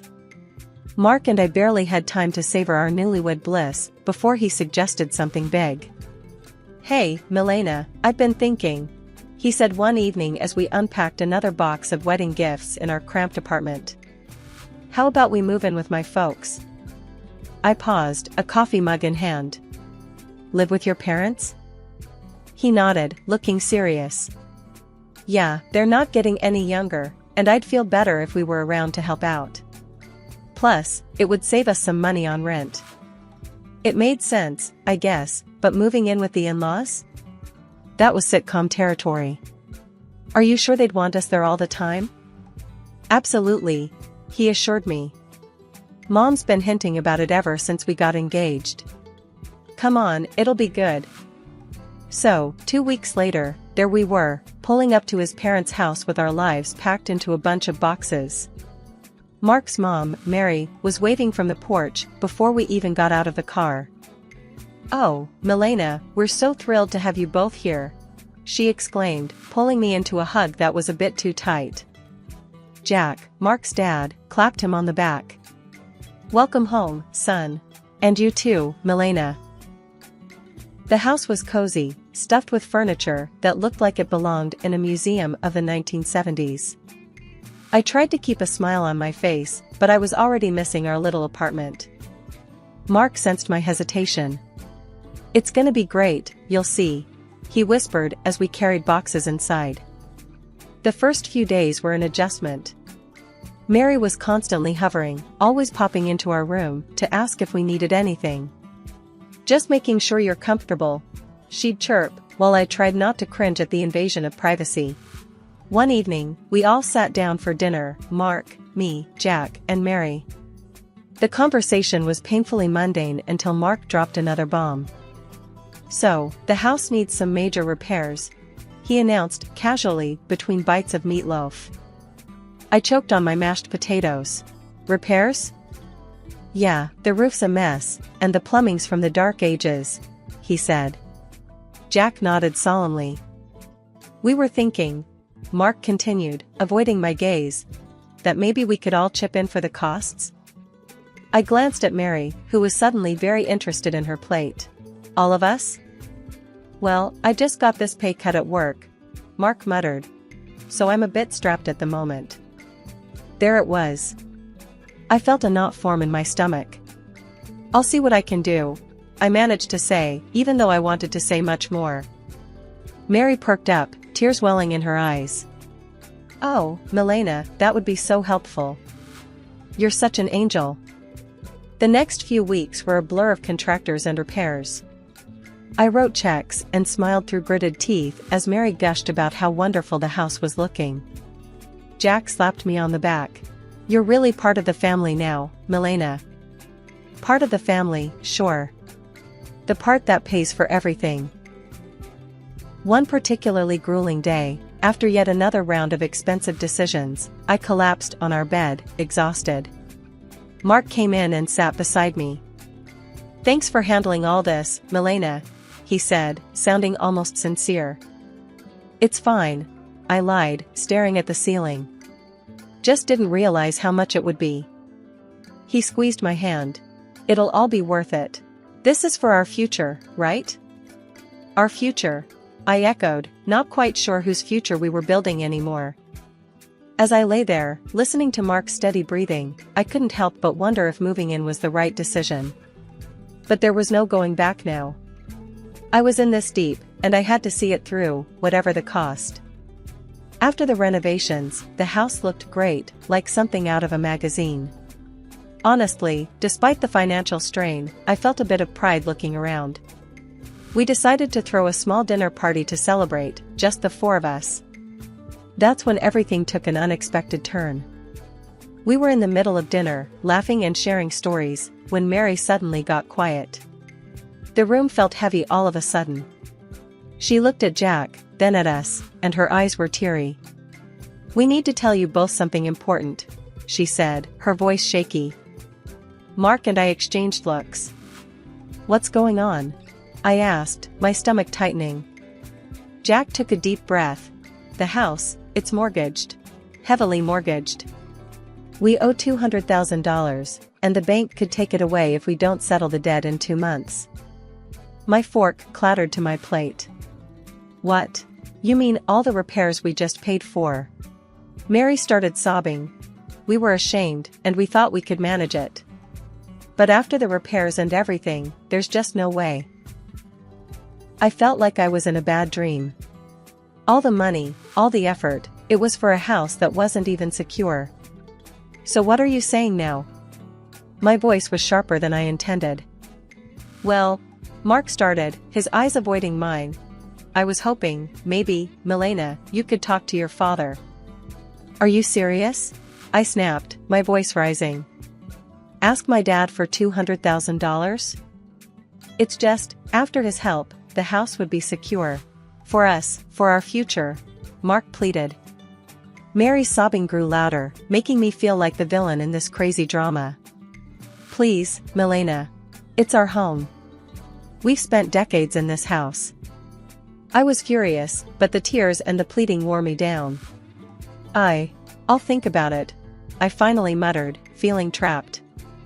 The next day, I called my dad, hesitantly explaining the situation. To my surprise, he agreed to help, but on one condition. I'll give the money, Milena, but only with a formal agreement, a receipt. I want everything documented. When I relayed this to Mark, he wasn't happy.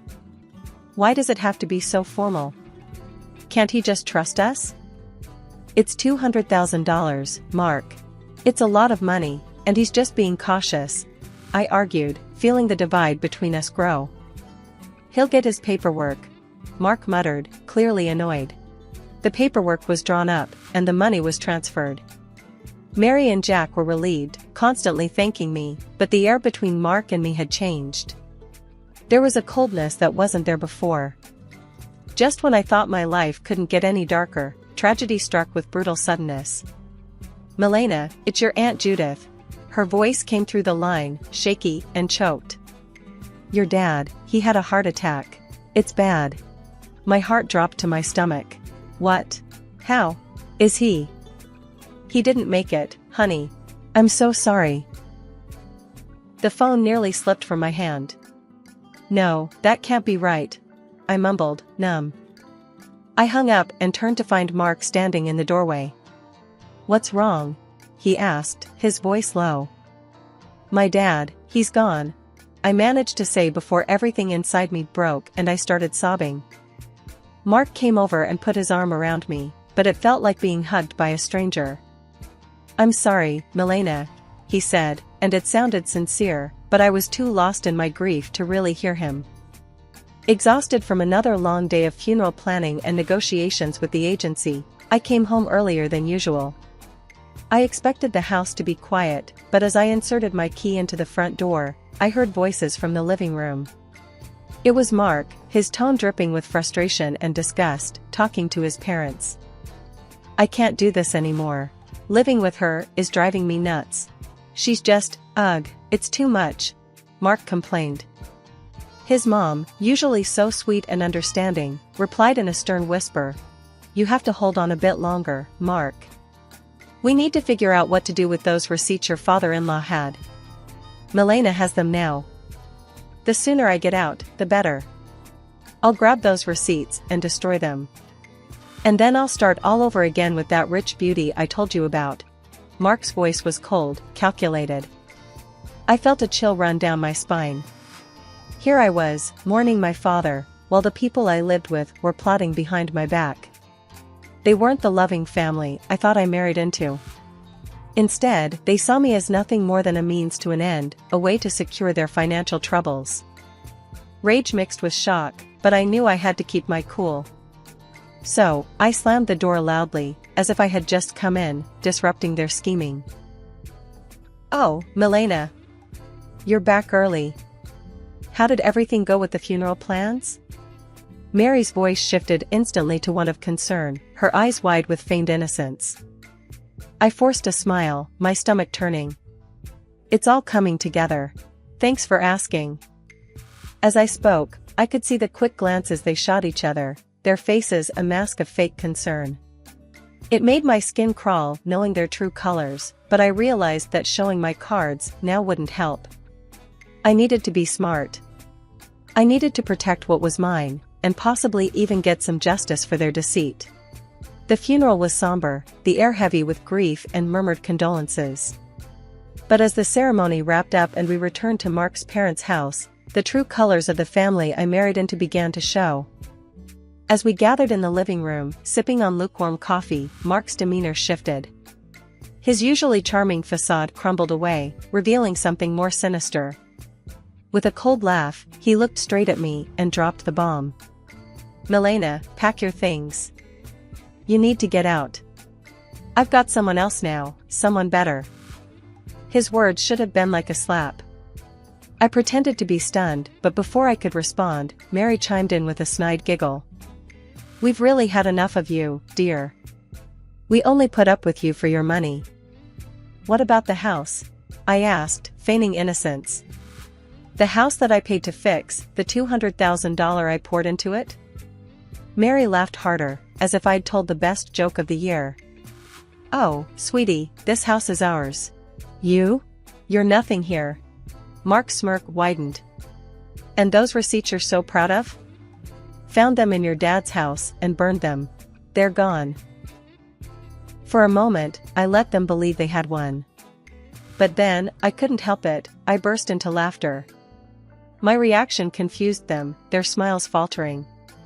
"Why are you laughing? What's so funny?" Mark demanded. I wiped a tear from my eye, still chuckling. "You three are just pathetic. You think you're so clever. The receipts you destroyed? They were copies. The real ones are safe with my lawyer." The color drained from both their faces. Mark's arrogance turned to panic. "You can't prove anything," he stammered.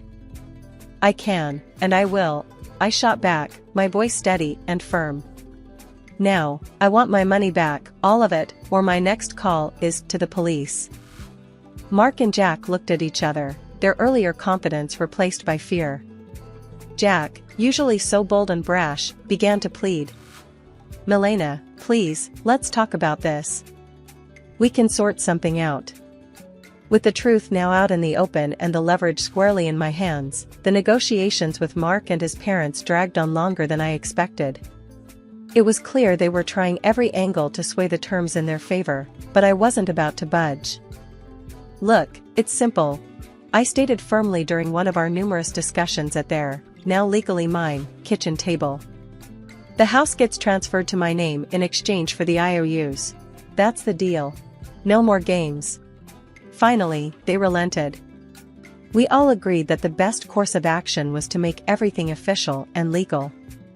I insisted that everything be documented by a lawyer and confirmed with the proper papers. "I want no corners cut," I emphasized. At the lawyer's office, the atmosphere was tense as documents were signed and notarized. I watched closely as each signature was applied, ensuring there was no room for further deceit.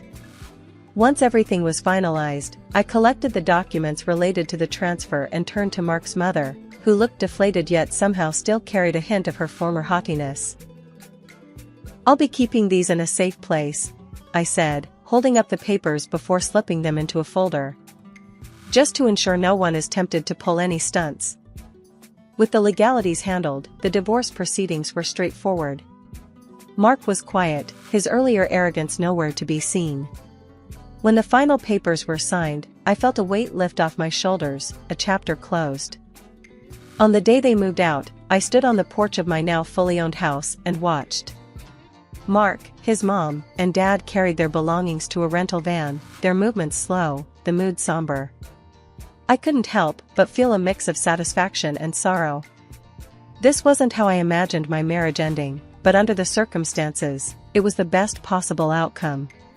After everything settled down and I began to enjoy my newfound peace, word got back to me through friends about Mark and his predicament.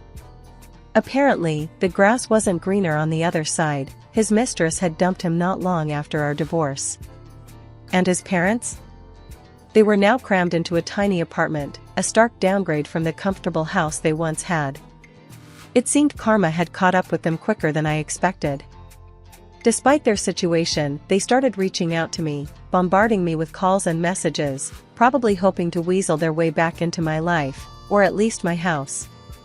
But I was done with their deceit. I blocked their numbers without a second thought and blacklisted them on all social media. It was liberating, cutting the final threads that connected us. One afternoon, as I was enjoying a quiet moment with a book in my living room, a knock came at my door. Peering through the peephole, I saw Mark standing there, a pathetic figure holding a bouquet of flowers. The audacity of it made me scoff. Opening the door, I couldn't help but laugh outright at the sight of him. "Really, Mark? Flowers?" He shuffled uncomfortably, the bouquet seeming to wilt along with his spirits. Milena, I've realized so many things. I was wrong, terribly wrong. Remember when you told me I disgusted you? I interrupted, leaning against the door frame, not bothering to hide my amusement at his discomfort. What changed, Mark? Run out of options? He looked down, the shame clear on his face. I made mistakes. But I'm here to make things right. I shook my head, almost feeling sorry for him. Almost. You're not here to make things right, Mark. You're just desperate to get back to your comfortable life. But guess what? That life doesn't exist anymore. Not for you. His face fell, and he took a step back, as if my words were physical blows. Milena, please. Save it. I cut him off sharply. I want you to leave. Don't come back here. We're done. Forever. Mark stood there for a second longer, his hope visibly crumbling. Then, without another word, he turned and walked away, his shoulders hunched in defeat. Returning to my book, I smiled to myself. The quiet of the house wrapped around me like a comforting blanket, a stark contrast to the chaos that once reigned here. I was finally at peace, living life on my terms, and no bouquet of flowers or sweet talk could disrupt that. I was truly, finally free.